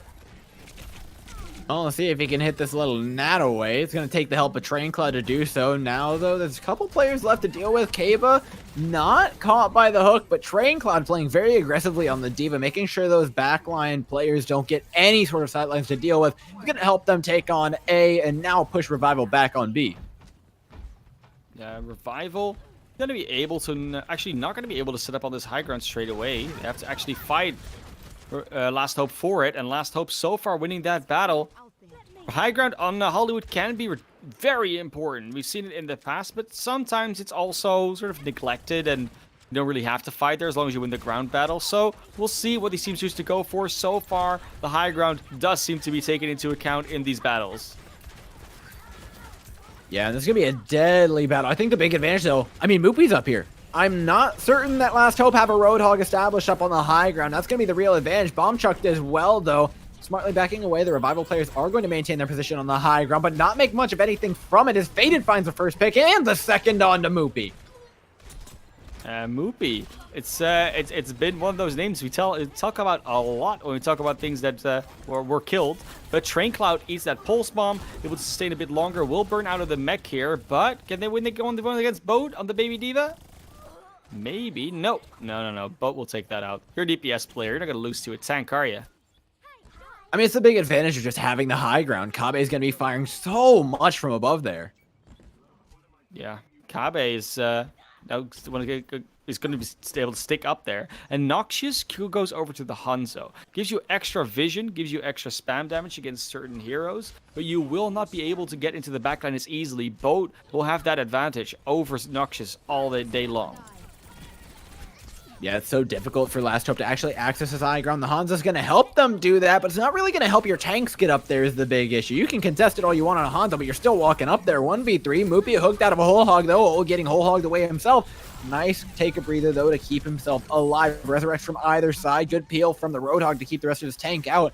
That's Revival on the back foot, disengaging away, waiting for a re-engage up against Last Hope. Last Hope really has to start getting some momentum back because 1.5 minutes left to get to B is not a whole lot of time. They do get the upper hand in this fight, so they are able to progress a bit further. They still have to deal with this backline. Noxious on the Hanzo, though, starting to come alive on this pick. You straight away see why it can work. I mean, two big ones. They still don't have control of the high ground. It's still only the D.Va up there, but the bright side is Revival aren't up there either. And that's about the only thing you care about there. Now they're coming out of 2 chokes. The Mercy's in a bit of trouble here. In fact, Boat creating some serious threats to the backline. The card is approaching very rapidly the end of the map, though, as Faded takes down Moopy, gives him a one-man advantage and the tank advantage going into the end of point B. Train Cloud makes that one a second with the main support going down. Last Hope are bound to reach the end of this. Yeah, they're going to use that self-destruct for a little bit more time, maybe get more members back in, but so many have died already. It's just the supports on the other side. And Freyu, yes, you could do some damage on that Ana, but will not be able to take out anyone there, even with the damage boost. Now we'll have support ultimates, tank ultimates, and DPS ultimates ready for Last Hope to keep this momentum going and potentially just roll straight into the last point of Hollywood, because what can you do if you're Revival to stop this barrage that's coming your way? I mean, it's not only an ultimate advantage, it's a positional advantage. It feels like Last Hope are just straight up in the driver's seat when it comes to Hollywood right now. The big thing they need to do, contest this high ground, drop in, and try to take out Autumn Souls, who is, quite frankly, in a pretty vulnerable position should Revival actually be able to take control of this high ground, but they're not. They back away. The Sigma Roadhog is going to play pretty well defensively here in the choke, but there's always the threat of picks. Boat with the pulse bomb, though. Oh, the anti-nade. Really nicely done. Get the biotic grenade in there. There's a very low diva on the payload, but they have a self-destruct. They'll just remech. Don't even want to get healed. And Boat. Oh, the arrow from Noxious. Oh, it's not the arrow that hurts the most, though. It's the remech kill. That is just disgusting. Yes. Last Hope. They've got a nano to do this. Revival are running out of tools. Moopy may be able to get something in here off the back of a whole hog, but that's all they have to really work with. The Bob's going to charge up pretty soon for Kabe if they can keep this point alive. But as the nano boost goes down, it's the Last Hope. All on the back of Moopy as HP bar getting lower and lower. The Hookman's from Faded, though. There's an opportunity they can take advantage of. They do. The Roadhog down. Revival pushing and fighting back out of spawn. Moopy really should have died there. The fact they're not able to kill off that Roadhog, that was a low HP. Yes, they were nano, but they were all alone out there.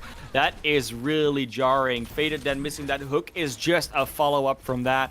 And now, Last Hope, they had all the tools to work with. They will not have any for a little bit, and it's last fight territory. Third point is so close. They're going to get there in overtime if they do, but they still can have the potential to complete this map, and that would be a very nice start to this map for them. Well, I'm watching those ultimates, Classy. Both of these teams are just so close to getting them charged up. Moopy might be the first man to get it, though. With the whole hog just over the horizon. Bo finds a pick on the Genji, nearly charging up a blade of his own. They need to start popping these quickly, though. Take advantage while they have it. Whole hog completely canceled. Now it's going to be Faded's turn. Finds one, a second even with this whole hog. Looking to close out the point. Genji's in. He's got a nano blade. He needs more than one, though, to try and hold on here. Revival doing everything in their power. The spawn advantage is there, but the players are not, as Last Hope progresses on, pushes the limousine all the way through, and the VIP has arrived. They'll at least complete here, guarantee themselves that much. Yeah, at least they can do that, and their win condition, again, super clear. Just don't let Revival complete the map. And of course, that's easier said than done, but it's at least a very clear thing. It's not like, oh, we have to hold like somewhere mid on between A or like close to the end of point 3. You know, it's really just don't let them complete the map. And there's a lot of space between them.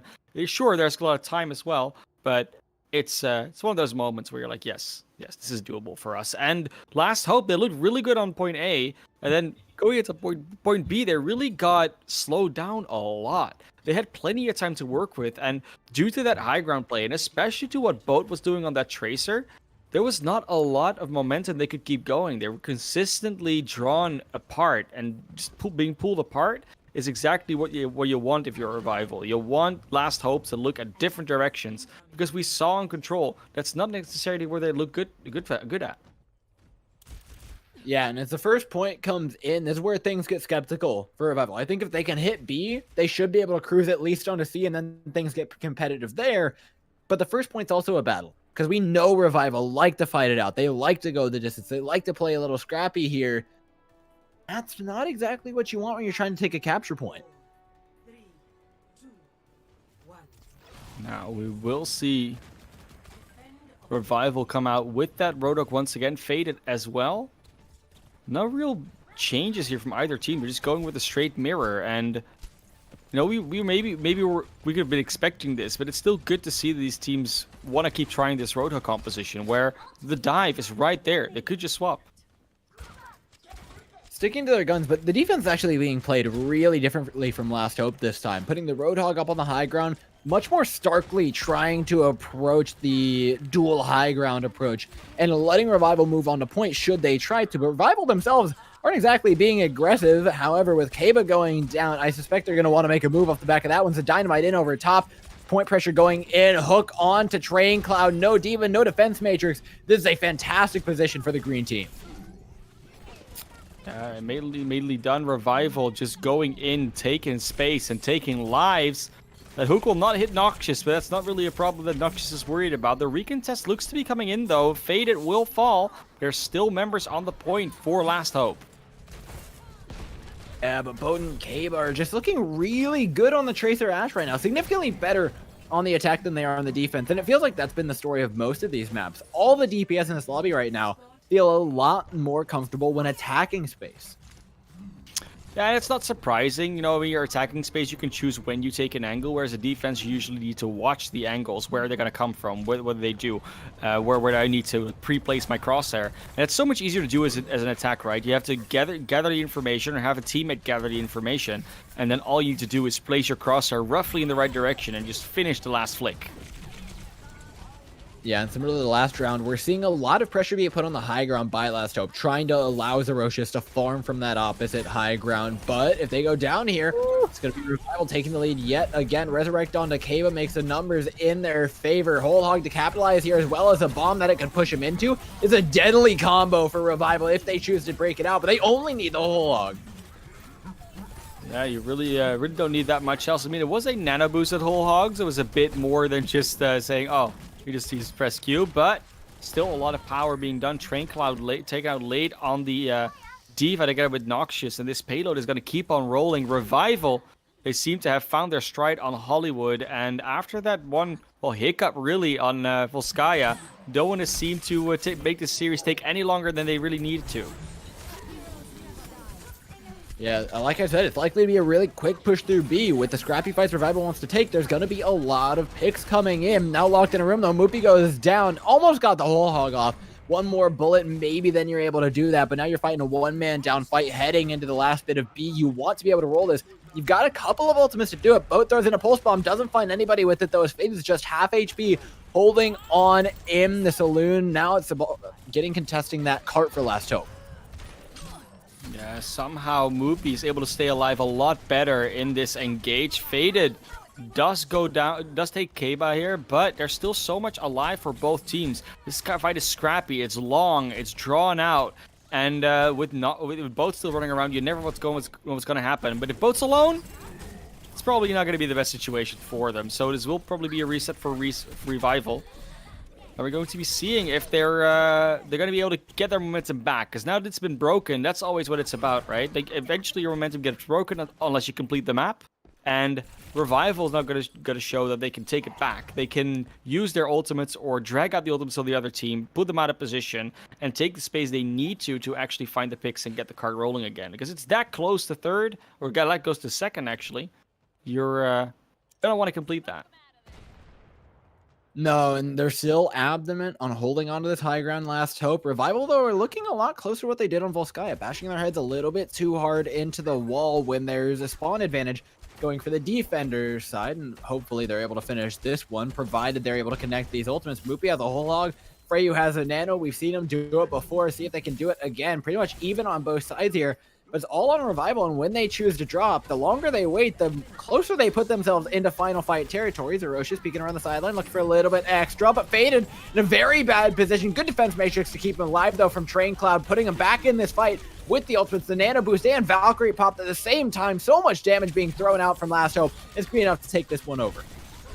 Yeah, that bot placement was excellent from Zerocious. That was really what just pulls it over the edge. It makes Moopy be so much more careful about where they want to go. You had to get one pick on the Noxious, but that's really not the worry you have. That Bob is just such an important ultimate in this series in particular. It's important in general, but these teams really know how to throw it out, and also don't really have a way of dealing with it at all. So we'll see if that continues the trend, because now Kaba got that Bob up, and maybe that's the tool they just need to break through. I mean, we've seen teams do this before where they just chuck the Bob at the opposing high ground, and it's really actually hard to deal with, because if you drop off, your supports are in the sideline. If you drop off to the side, then you risk getting dropped on by the Hog. The bomb gonna give you a little bit of space. I like that LOS from Moopy to keep himself alive, but another rematch kill from Train Cloud! Oh, poor Boat. This guy can't catch a break, classy. Okay, one man down, and you know what? The humiliation is pretty important on that one. I saw that. I saw that, right? Yeah, I saw that. We saw that. We saw what happened there. Well, you know what? The team still wins, but It's gonna become harder and harder to pick a meme after this game, Door. I had one for the last one, but I don't know where to go. It's fine though. Twitter is very forgiving. They always find something new to laugh about. Now we will see though the Revival is struggling to get in, and once again they do indeed go deeper when they don't really have the numbers or the advantage to go deeper a lot of the time because of the spawns. Bo does get the kill on the Autumn Souls. It's a good opening, but they lose so many members of their own. Yeah, they need to touch. I don't know who's going to do it, but someone needs to touch. Someone needs to. Did the Tracer know Boat? I don't think Boat got there in time. The Roadhog stuck. There's nothing from Revival. Oh, man. They get caught up in their own fight so often, Classy. And Last Hope are just happy to sit back, allow their spawn advantage to do all the work for them, and just take maps because of it. Don't get me wrong. Last Hope are playing well. They're playing pretty clean. The Revival, They really are. They're making risks. They're going for fights that they probably shouldn't have. And sometimes it pays off, but when it doesn't, man, it really hurts. Yeah, and it's just you get that first point. You have so much time. You almost get to that second checkpoint. You lose momentum once, and they're never able to get it back. And that's all off the back of some great play from Last Hope, where they actually set up around Revival. They don't all set up on that high ground central. They don't all set up like on the low ground. They're actually all over the place, but they initially look like they're a bit more clustered. So Revival says, okay, so we're going to be able to walk up to because we know exactly where all you are. But as soon as they get even remotely close, all of a sudden Last Hope has all circled them. You see Noxus going behind the Tracer, and then you have Zeroshi somewhere on the high ground on the Jail, and then you have the Roadhog over there and the Diva over there, and it's so hard to keep track for Revival of where exactly they are. So when they go in for those like spearhead movements, or they try to just force the issue, they just go into sort of an empty open circle, and then all around them are familiar faces and no real place to hide. It's consistently happening, whether it's just Revival forcing the issue too much, or whether it's Last Hope taking that position really carefully. It's like a combination of factors that just consistently lets Revival bite the dust. But speaking about dust, Route 66, pretty dusty map. Absolutely. And before we head to a quick break before Route 66, Classy, I want to ask you an important question. What's worse, dying twice to remech or dying once to a bomb that you hooked into yourself? I'm still gonna go for the remech. Like even though the hooking in the bomb is like a forced issue, like you do it yourself, there's really no reason why you have to. I also think that hooking that bomb in that situation likely prevented further damage to more members, and it was like a split second before he got the take a breather as well, so that you could potentially like survive that bomb yourself. So it's all about that slight mistiming, and the idea was good. Maybe they were going for the pilot Diva actually to get it, but you know, it's one of those things. All right, ladies and gentlemen, Route 66 coming up here in just a minute. Promise we won't be gone very long. The teams are just readying up, getting a little bit of water, and we'll be right back.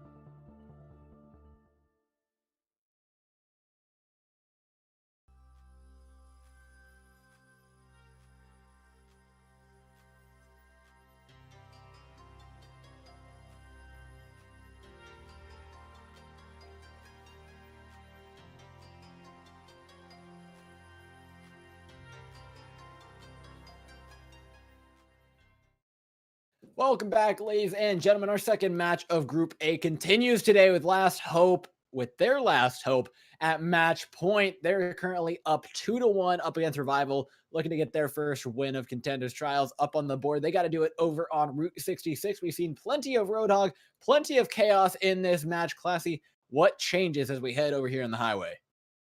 I mean, I'm already impressed with Revival. They doubled their total map wins for this trial season, and yeah, I mean, last hope. You know, they already got They've 2 improved maps, which is infinitely. privileged at 0. Like, Yeah. They're tied.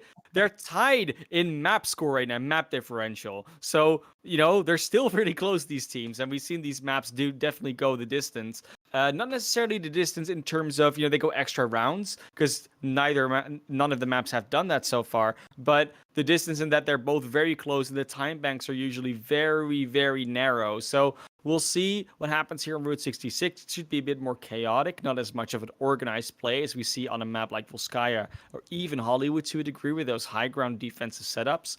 So they should be playing more into a team that, for instance, won control. So Revival, if there's any map where you really need to pull it back and then put yourself into a position to close out the series on the control map, this is the map to do it. Route 66 is going to have to be the map where Revival does it. And if they don't, you know, that means they're going to go down even further in the group.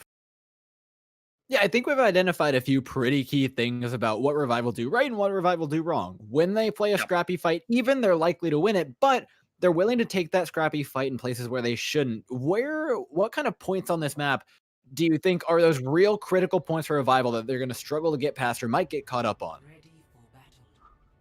It's likely going to be, I mean, this is, you know, saying if they get to the second checkpoint, right? It's like it's around that second checkpoint, which usually has the good defense respawns, where you can actually chase defenders a bit too far. Same thing goes, I mean, sort of for getting to third, where you can also just go a bit too far into the enemy spawn door. Then they have that truck high ground around it. And a lot of that actually revolves around that high ground control that Route 66 is known for. It's not... There's not a massive amount of high ground, but it's all placed in these very central or very key locations around an objective or around just a large part of the map, like that first big Earl's diner or gas station is just a complete curve that goes around it. So it's important throughout the entire first objective.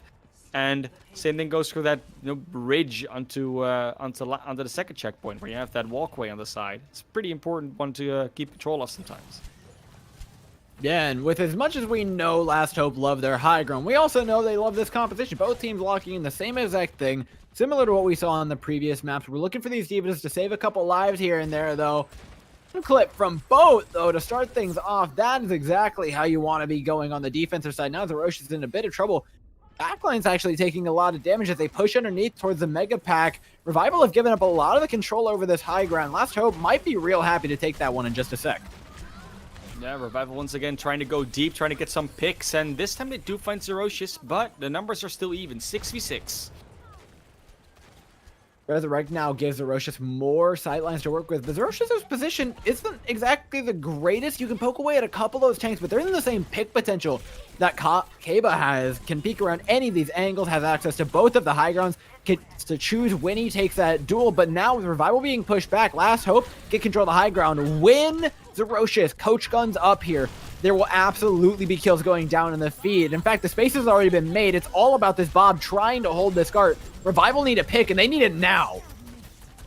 Well, they're gonna get a pick. They gotta get the double kill door. It's not over just yet, but it's definitely looking good for Last Hope. As I say that, of course, they get the picks and the resurrect back. It is an even situation on this cart, but Last Hope picking it up. Last Hope nearly cleaned up, and like we said, it all comes down to that spawn advantage. When Revival don't have it, when it's going towards Last Hope, they lose pretty consistently. I'm looking for them to hold on in places where they don't have it, where the fight's a lot more even, Classy. I will say in this situation, a lot of that comes down to just that beautiful pulse one from Noxious. I mean, getting a double kill when it didn't even stick a hero. It was stuck on the wall. That is sort of inexcusable for a side of Revival that they still die to that. It just means that they were just out of position. And, you know, that does translate into them fighting in a position aggressively where they maybe shouldn't. So, yeah, the story still tracks, but in this situation, it was more of a sudden burst of death rather than that long, drawn-out we see them do a lot of the time. It's the same exact fight here on point B as well. I mean, it's playing out in the exact same weight class. See, Revival just backing up, giving space. No one wants to give up a player, but at the rate that they're losing a high ground, I think Revival need to make a stand at some point here. Great sleep dart, keeping himself alive. Freyu holds on to the high ground for Revival, denying Last Hope, their favorite thing in the world. Bo with the pulse bomb to seal things out as well. This fight is going to have to be a reset for Last Hope, but I think they know better than to fight for too long. Yeah, they definitely do. They will still fight around this objective because, of course, it's extra support. Best healer in the game, as they say. And Train Cloud is just holding their own. We even get Freyu from Zerocious. Oh, Bo's not long for life, man. That one hurt to watch. Revival now push back. They got too big for their britches. Last Hope, they knew to disengage the fight, but they also knew where they could take a fight. They back away out of the saloon. Then you can start taking fights how you want, where you want, away from the sightlines of that Ashe, and in much more an advantageous favor. Frosted now stuck behind enemy lines. Will have to try and get back around to maybe get that defense matrix some more usage. But so far, Last Hope is just barreling through this map.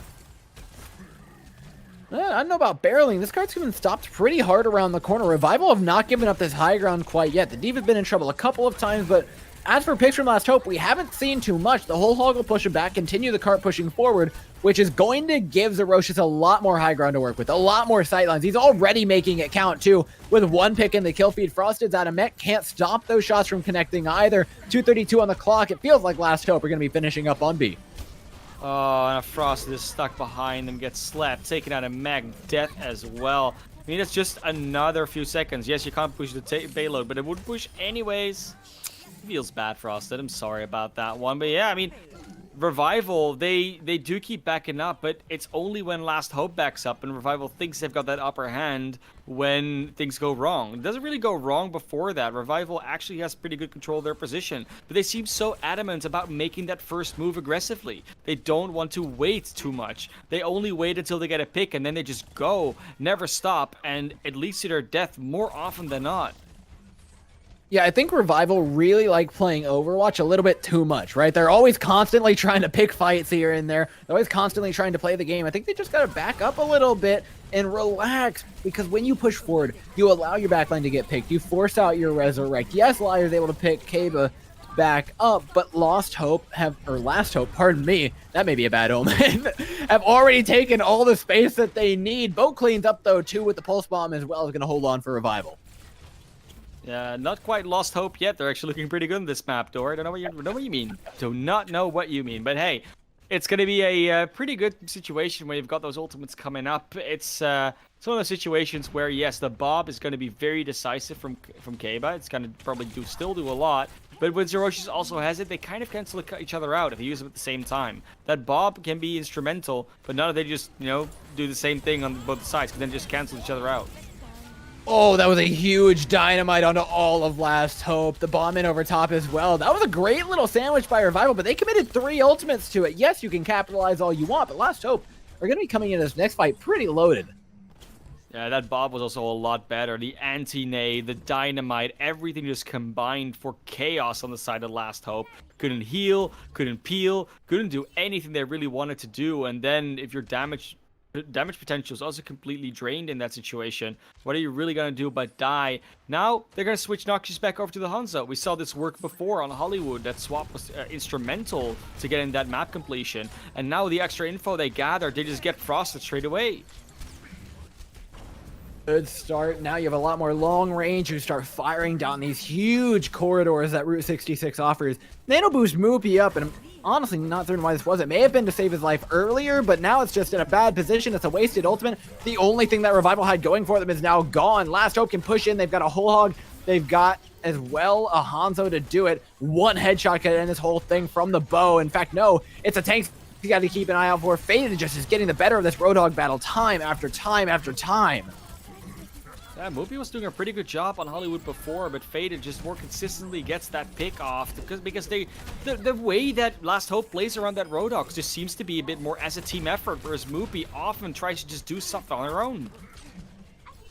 Yeah, speaking of on their own, that whole hog very on their own. Bob, though, there to replace the lost tank. Kaba finds a big pick on Inoxus, taking out one of the DPS members, but the Ash is still so difficult. On the high ground, Micro is keeping them boosted up as well. So much damage being thrown their way, but they're able to stabilize off the back of the respawn advantage. Yeah, that Bob from K-Bob once again coming in clutch, but they're not quite done yet. Last Hope wants to push this in. They want to try and maybe force them off that point with the Roadhog. And now K-Bob's under so much pressure, just gets taken out. This fight, it looked like it was over, but there's no reset time. It just goes. I mean, this isn't the first time we've seen them get too big for their britches here. Revival pushed a bit out of their spawn. Luckily, though, they still have that spawn advantage. 10 seconds on the clock, and Last Hope are kind of just bleeding out players here. They're not going to get a fair 6v6 final fight as 5 seconds go down on the clock. It's 4v6, Classy.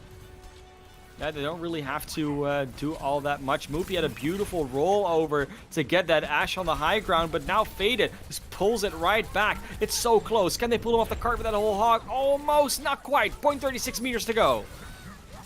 Faded's found a pick, though. Kaba spending a lot of time reloading that he doesn't want to. Bob, though, is going to give him so much time, Classy. It's going to give him so much time for those players to come back up. But Faded's hook is going crazy right now. Zerosh just has some ridiculous sightlines to work with, and you just can't deal with this Roadhog. The car is so close to getting there. That 0.36 that you mentioned before is just looming over their heads. Do they spot boat?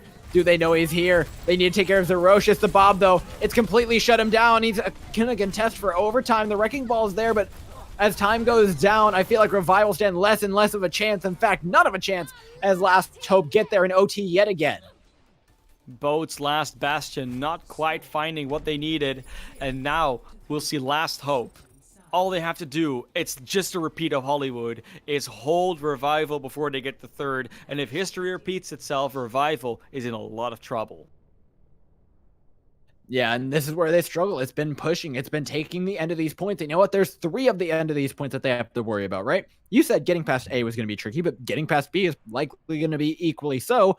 And then C, I think, is where the real trouble comes up, right? The fact that Last Hope completed that map is so huge, right? Route 66 is so difficult to actually complete because that spawn advantage is so ridiculously close. You throw that in on top of the fact that Revival have already had problems dealing with spawn advantage, I think that's just a recipe for disaster. They're going to have to clutch out here big time. Yeah, looking for Revival to, well, I mean, show us something they haven't shown before, showing that they can complete a map. Because other than the control map, they haven't completed a map since then. It's all been, you know, halfway through Hollywood, halfway through point B on Volskaya, and I don't know, it's not looking great for them so far. I mean, we really have to see Moopy do more with the team to win that battle against Faded. Kabe and Boat are actually doing a decent job of matching up against Zerosh's and Noxious, so that's not really where the difference is. And then when you look at the support line, I think Liar is not getting as much value out of that Mercy damage boost as Micro is, together with the Resurrections. They do get that early kill in the cave, but would of course be rezzed up, but there's a disconnect between the support and tank line that isn't quite there for Last Hope right now. Yeah, now that Last Hope are gifted over the high ground that they want for free, that's pretty tricky. I mean, Revival have to break all of the tropes that they've established for themselves over the course of this match in one map if they want to hold on here. At one map, if they want to put one game on the board. I mean, Contenders Trials, this might just be it for them. This is their best chance at putting a victory out, and it's not looking good. No, it definitely isn't. You're already being held for a minute on that first point of Route 66. Freyu with the nano boost has to make give someone an extra little bit of a pick-me-up. We'll be able to do so soon. Faded under pressure. We'll get taken out. There you go, Moopy. Use your team's pressure to take out your counterpart. He's done so appropriately, but it's only a one-man advantage for the time being. Make it 2, though, with Zerosh and Micro down. That's bound to be at least most of A. I think there's time here for a recontest, though, Classy. Yeah, there should be, and Last Hope is getting some pushback as well with some kills here and there. Train Cloud loses the Diva 1v1, but it's so low here, Frosted. They cannot actually push in on this. They have to go back to spawn and get healed. And the spawn, it's weird watching them back off when they have the spawn advantage, or at least it's even, and Last Hope being the ones to aggress now. Autumn Souls is back on the high ground. They've given up all the advantage that they worked for, and the one-time Revival should have stayed in a fight. They back out of a fight. Luckily, Boopy's able to pull them right back in with a big hook onto Autumn Souls. I mean, to be fair, it might be just them wisening up, finally realizing that's what they were doing, and they do get straight away 2 kills from Moopy. Yes, the Roaches get res back up, but they're fine.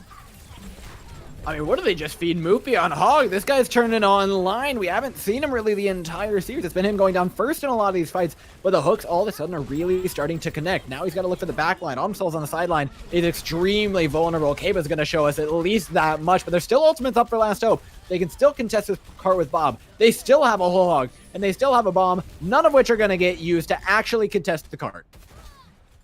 I will say, though, the way that Autumn Souls went down prior to that, like after that reset that Revival did, that was not the way that Autumn Souls should have gone down. Like, they were in a position where if you have any idea what Revival is doing, that's where you're going to get hooked straight away. They just came through the tunnel. The tunnel was not being scouted. No one knew where they were going to come from. And you just get hooked and taken out. And then after that, Zerocious just gets followed up on, because without that Ana, there's so much less stopping power. No anti-nade, no sleep dart, no massive amounts of healing, and the Revival is getting momentum from this. We know that they can work with momentum. Last time it got broken, but this time around it looks to be, at least for now, trucking on nicely.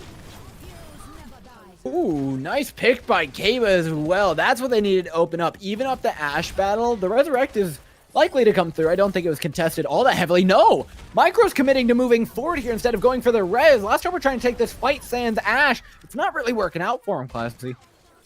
No, Autumn Souls once again going down. Faded is the last one to be alive. Will once again lose that hog battle. Of course, not a fair 1v1. So Moopy cannot chalk that one up on their scoreboard. I think that's a fair one to say.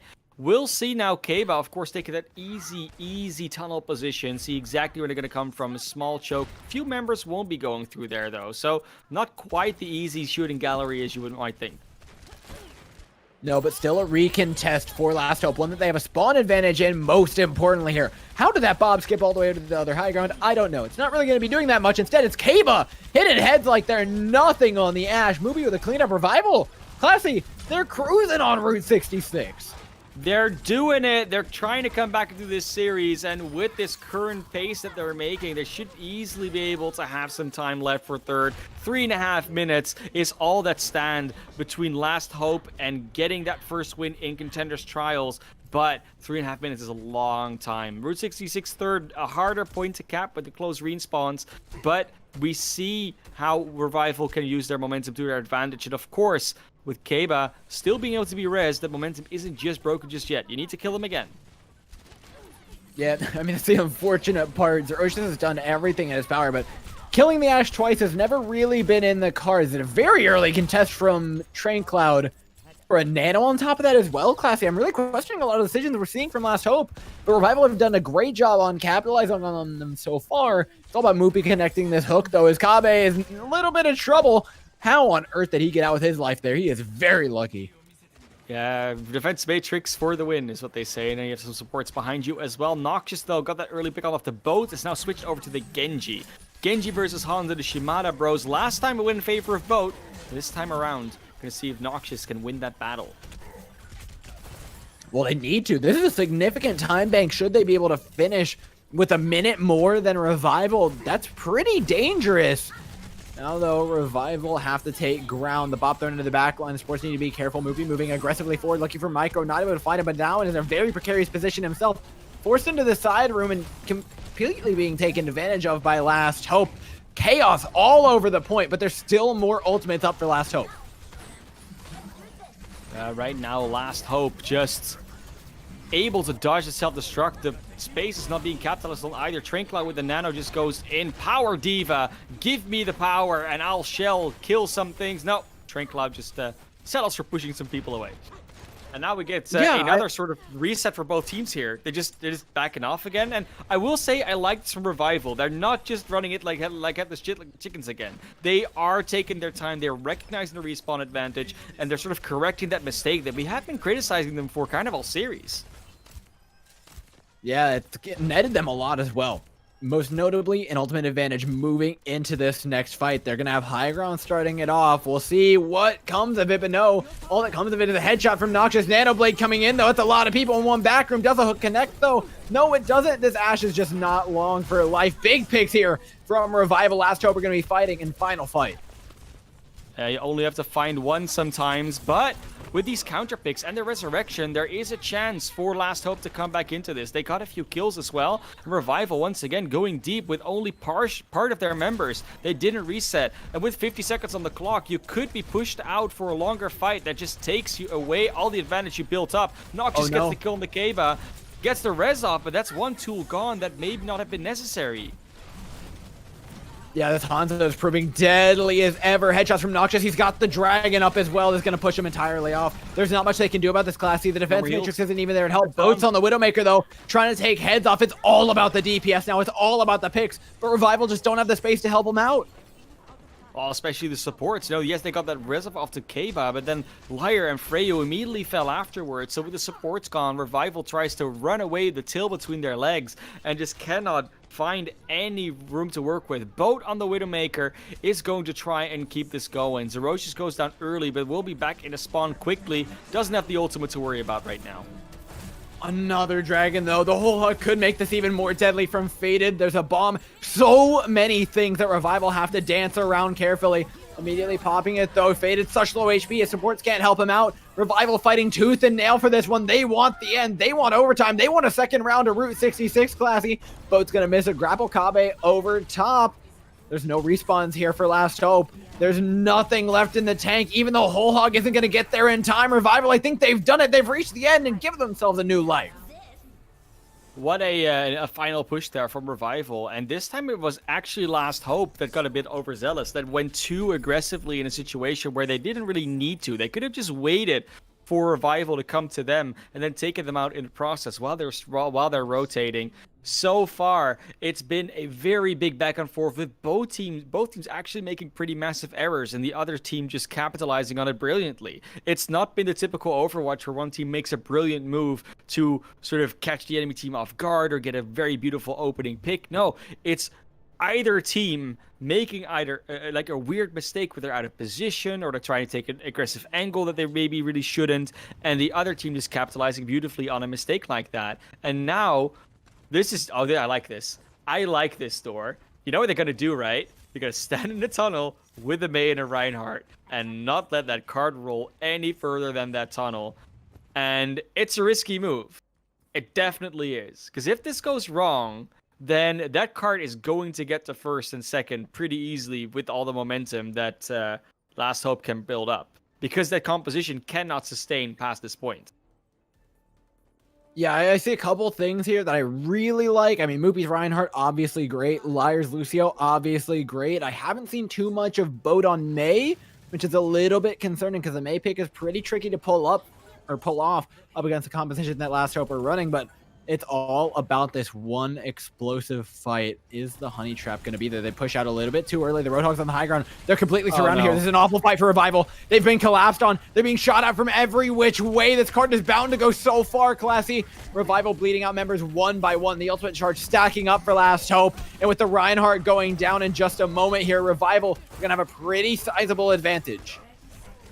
Oh no, Revival actually pulling that one back. Was a good first pick on that Mei. That means they cannot really easily hold in that tunnel anymore, but Revival's getting the kills. 20 seconds on the clock. Last Hope. You have to get it to spawn now and just try and reassess it. The Pharah indeed coming out from Noxious. That will not be easily counterable. Only really Train Cloud and Train Cloud. Only Frost really can look at that. Maybe Freyu and Boat can help out a little bit, but the ultimates are there. The Death Blossom for Kabe is really the threat. Catches everybody. Defense Matrix on, and the Faded's got two in the middle of all of that somehow. Revival now pushing through. They're going to use a Nano to get at least as much. The Pharah is going to become an increasingly large problem. Boat swaps over to the Samba to try and help out here. But now in OT, Revival have to try and find a fight. Pretty rough spot here. They're going to have a couple supports, though, to help out. And you had that choice right now, where do you swap Moopy over to another hero? Do you swap him back to a Winston or a Roadhog, but they're going to stick with that Reinhardt? They believe they can get that shatter and get the value from that shatter. But how much is really going to be shatterable? You have to get that Ana and Roadhog, maybe the D.Va, but everyone else is going to be too far away from you. I mean, the big problem to me here, it's the Bob. It's been there the entire series. Herocious has a beautiful high ground position. It's all about pushing people away. Knock Sombra off. Throws a Bob into the backline. There's very little that Revival can do about all the damage that's being thrown at them, as well as Noxious on the high ground. It's going to be all the way through A for Revival. A fantastic push with just a minute on the clock to start.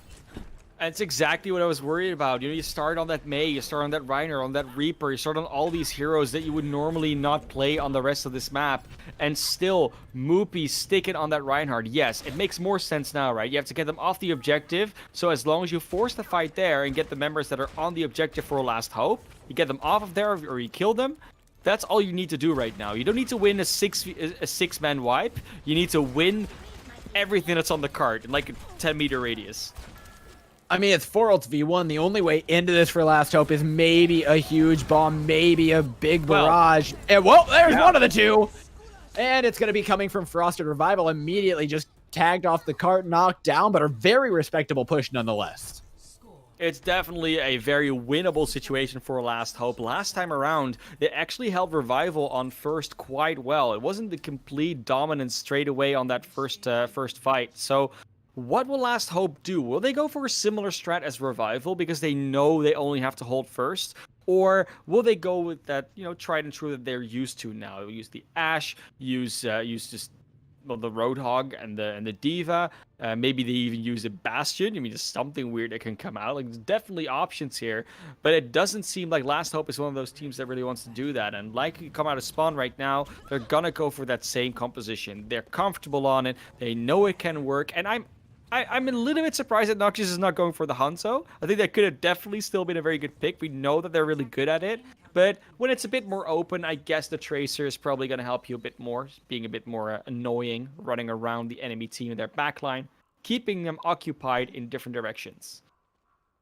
Yeah, like you said, I would have liked to see a Hanzo here from Noxious. It's just a big impact frag hero for him. I mean, what can we say? Yeah. The guy's popped off. Other than that, though, I like what Last Hope are going for here.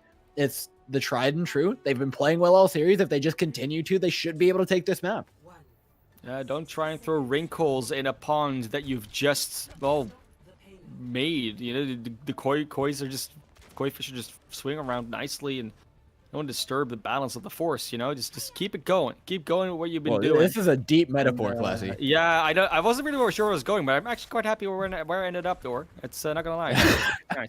It's not about where you end up. It's about the journey that gets you there, Classy. I pictured that koi pond in the the last Airbender in the yin and yang and the moon and whatever it was. Okay. I don't remember, but it's like that was what I was picturing. That was eventually where I was going. But you know what? They started this first fight already. First pick on the Keba, but Faded oversteps their luck. Will be hooked back by Moopy and the rest of Revival. And now, I mean, a situation where Revival has a numbers advantage. And we know what they want to do with that, but they have been showing to be a bit more controlled in their desires. It's the same thing that we saw last time when Revival started out. Big pick off of Moopy for whatever reason. His Roadhog is just looking so much better here on Route 66. He needs to find more than that, though. I love the choice from Last Hope to back away, go for picks, take a re-engage. But Moopy! He wasn't there the entire series, Class. He was having such a hard time, and he's showing up now when it matters most. A second hook, a third would seal this point A out. In fact, Roche is under a ton of pressure. Kabe has free sightlines over top, chucking the dynamite in. Bob on point. This is going to be almost impossible to hold. It will be very tough, but you are forcing Revival to use ultimates to get this point, and that's a good thing, because if you can build up some of your own, you're going to be able to get respawns before this card gets the checkpoint. I don't know why you rest Faded there. That's just extra ult charge, and Life you're going to get back, and Faded's going to get a long spawn here. Everyone else is basically going to have... Oh, they're actually going to be far away. They need to be really quick on this. Because Faded going to swap to a Wrecking Ball, maybe? If this Pulse Bomb connects, that could be the match. That could be the... Yeah, that could be the... It could be. But I mean, they have plenty of mobility. Like, one of these three heroes, Tracer, Wrecking Ball, or D.Va, should be able to get there. The cart isn't quite rolling at a speed that you might expect. The distance looks shorter than it is because of that door opening mechanic. But the ultimates are for Revival. They have so much in the bank. They should not be able to lose this. Well, should is a big word, and we're playing Overwatch, Classy. One pick from both, though, to start things off. A second. No! Micro gets the res off scot-free. Train Cloud, though, getting the mech traded out just for having to contest the cart, stop it from pushing Revival. No way! Oh, no. Yeah, you had it. Revival, no. Why? I'm so sad. I was so ready for map 5, and they just walk away. Oh no. And you know what the worst part is, Dor? I was like, I think my feed is like a second ahead of yours. So I was already like, oh no, it's happening. And then I hear your reaction to the same thing I just watched like a second later. It's amazing. I like when that happens. So you're just like, oh, I'll look into the future. But yeah, it hurts so much. What can we say? It hurts You so know, much. I honestly, I gotta say though, I'm actually not even surprised anymore because with the positional mistakes that Revival has basically been making all night, this is just a confirmation of what we've been accusing them of. It's just a confirmation of saying that they sometimes just go for fights in locations where they kind of shouldn't be. And this time it wasn't aggressive, it was too defensive. They went too far back, payload rolls away, and they just C9. So, all right, yeah, that was one of the most interesting ways I've seen a I series don't end in know. a while, Classy. Yeah, fitting. I don't know but I think either. so. I think so. I think fitting. I think that's a fitting end, Okay. honestly, in a lot of ways. At the very least, Last Hope put themselves with a win on the board. I'm not sure if that's how they wanted it to end either, but I'm sure they're happy with it nonetheless. We're going to be finding that out from the horse's mouth in just a second, though, as we get Autumn in just a moment. We'll be right back after a quick break.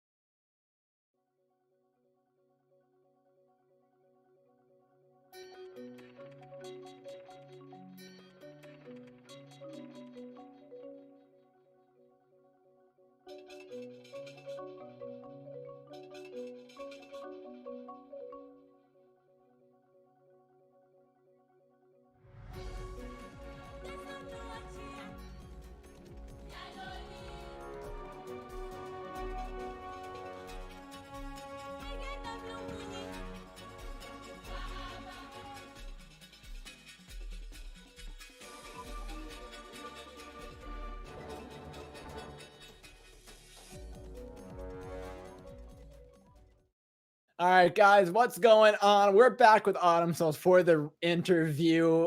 I've certainly kind of maybe not quite recovered from the end of that previous map, but Classy may have. We've got Autumn in here, though, and I'm sure he's very happy with the result. Autumn, that's not how I don't think anybody saw this series going, but at the end of the day, are you satisfied with the result? Are you satisfied with how you got there at the very least? You know, if you would have asked me how I was feeling before today, probably wouldn't have given the same answer. I really liked how we played against Uprising Academy, and the last two games, I don't think anybody on our team was happy about how we performed. But going in here, we knew what we needed to do. We were hyped. We were excited. We we actually knew what we were going to run today, and we knew going in. We honestly thought we can beat most teams here, and obviously the previous matches didn't. We just weren't the better team. That's facts. But today we knew it was going to be a close game, and we were confident going in. Okay, good to hear. And of course, got to feel good to get that win under the belt. Don't not go out in a full sweep, as they call it. I mean, I sort of popped the question a little bit before you got in the call, before we actually went live. So I'm just going to ask you again. How much were you and like your entire team just counting on that map 5? I got the Route 66 at the end, because that was a tough one to come back into in the first place, and then you step off the cart. We actually had some flooding going on one of our players' sides, so we were kind of hoping. Wait a minute. Like water. Okay. Train Cloud's garage was starting to flood. So we went in, and he was saying his ping's going high, and this was on defense, and I joked to him, I was like, just pretend you're EU with the ping spikes going on, and we kept morale really high. And we just had some fun. We were all positive and we were focused. But yeah, we were hoping it wasn't going to go to map 5. But it was looking like it. Well, oh man. I hope his router's all right. I hope his computer ends up finding. We're really praying that his house is ending up okay. I think his lights were starting to go out toward the end. No, don't tell us that, man. Oh no! Send help, someone. Yeah, it was exciting. We had Jolfs on standby if need be. Obviously, if he went out mid map, nothing we can really do. But we weren't even worried. We were just focused on the moment. I mean, the flood isn't the only thing keeping you guys afloat at this point in time. That C9 at the end of map 4, nobody was expecting. What were comms like after that happened? We were just like, we laughed and we're like, oh damn! And then I can't remember who said. I think it was Faded. He just said, "Say nothing in chat," because it was a close game, and like nobody was gonna spam C9 or anything. Yeah. It was close. Like that could have went either way. Realistically, I think it would have been really hard for us to actually win that map if they don't C9. Micro was really good on the res there and calling for peel for it. Honestly, though, like our team played extremely well, and I'm happy with everybody's performance. Cool. Definitely. Was there like specifically a specific strategy you had going into against Revival? It's like, oh, that player really need to focus, or we have to not let them do this particular thing, because you said like we finally knew what we were running, so you were certain about that. It must have been some kind of thing there. So we talked about it briefly, like an hour and a half before our warm up. We ended up canceling our warm up because the other team didn't have OPR, and like it's a crappy thing to do. We canceled 10 minutes before, but we weren't comfortable scrimming live, and we didn't want to tilt ourselves scrimming live servers. So I set up a custom lobby, and I ran AI on hard on the other team by myself, while a couple other guys just warmed up quick play and free for all lobbies, and we didn't let anything phase us today. So, but yeah, going in wasn't ideal with not having the warm up, but we talked about what we wanted to run, and we knew exactly what we were going to run. We talked about it. We had things written down, and we just stuck to our game plan. I mean, just talking to you can tell it's a major boost to your guys' confidence. And I mean, no one wants to go out without a win in Contenders Trials, and for y'all being here, it's a really good show to put on for another match. You've got another one ahead, though. Keep in mind on that. A lot of confidence going to that is going to help you guys out. Do you think so? Yeah. It would definitely be different going into our final match of Trials if we would have lost today, because everybody's feeling down. There's no optimism, but we came out strong today, and we're able to build on that momentum. Like we were feeling really good after Uprising Academy, and we kind of lost that the last 2 games. And to be able to rebound and bring that back up, everybody's happy. We're excited, and we're feeling pumped to go against Doge. That's big stuff, man. Congrats on your win in trials, and there's plenty more on the road ahead. I can't wait to see what you guys have in order. Thank you so much for popping in for the interview. Oh yeah, no problem. Thank you so much for having me. Catch you later. All right, ladies and gents, as for you guys, we're going to be catching you later as well. That's all we have here at ELO Hell for North American Contenders Trials today, but there's plenty more on the horizon tomorrow, same time, same exact place. You can catch us here bringing all of the action at you. So from everyone here at the ELO Hell production team, from Man of Class and I, we will be seeing you guys tomorrow.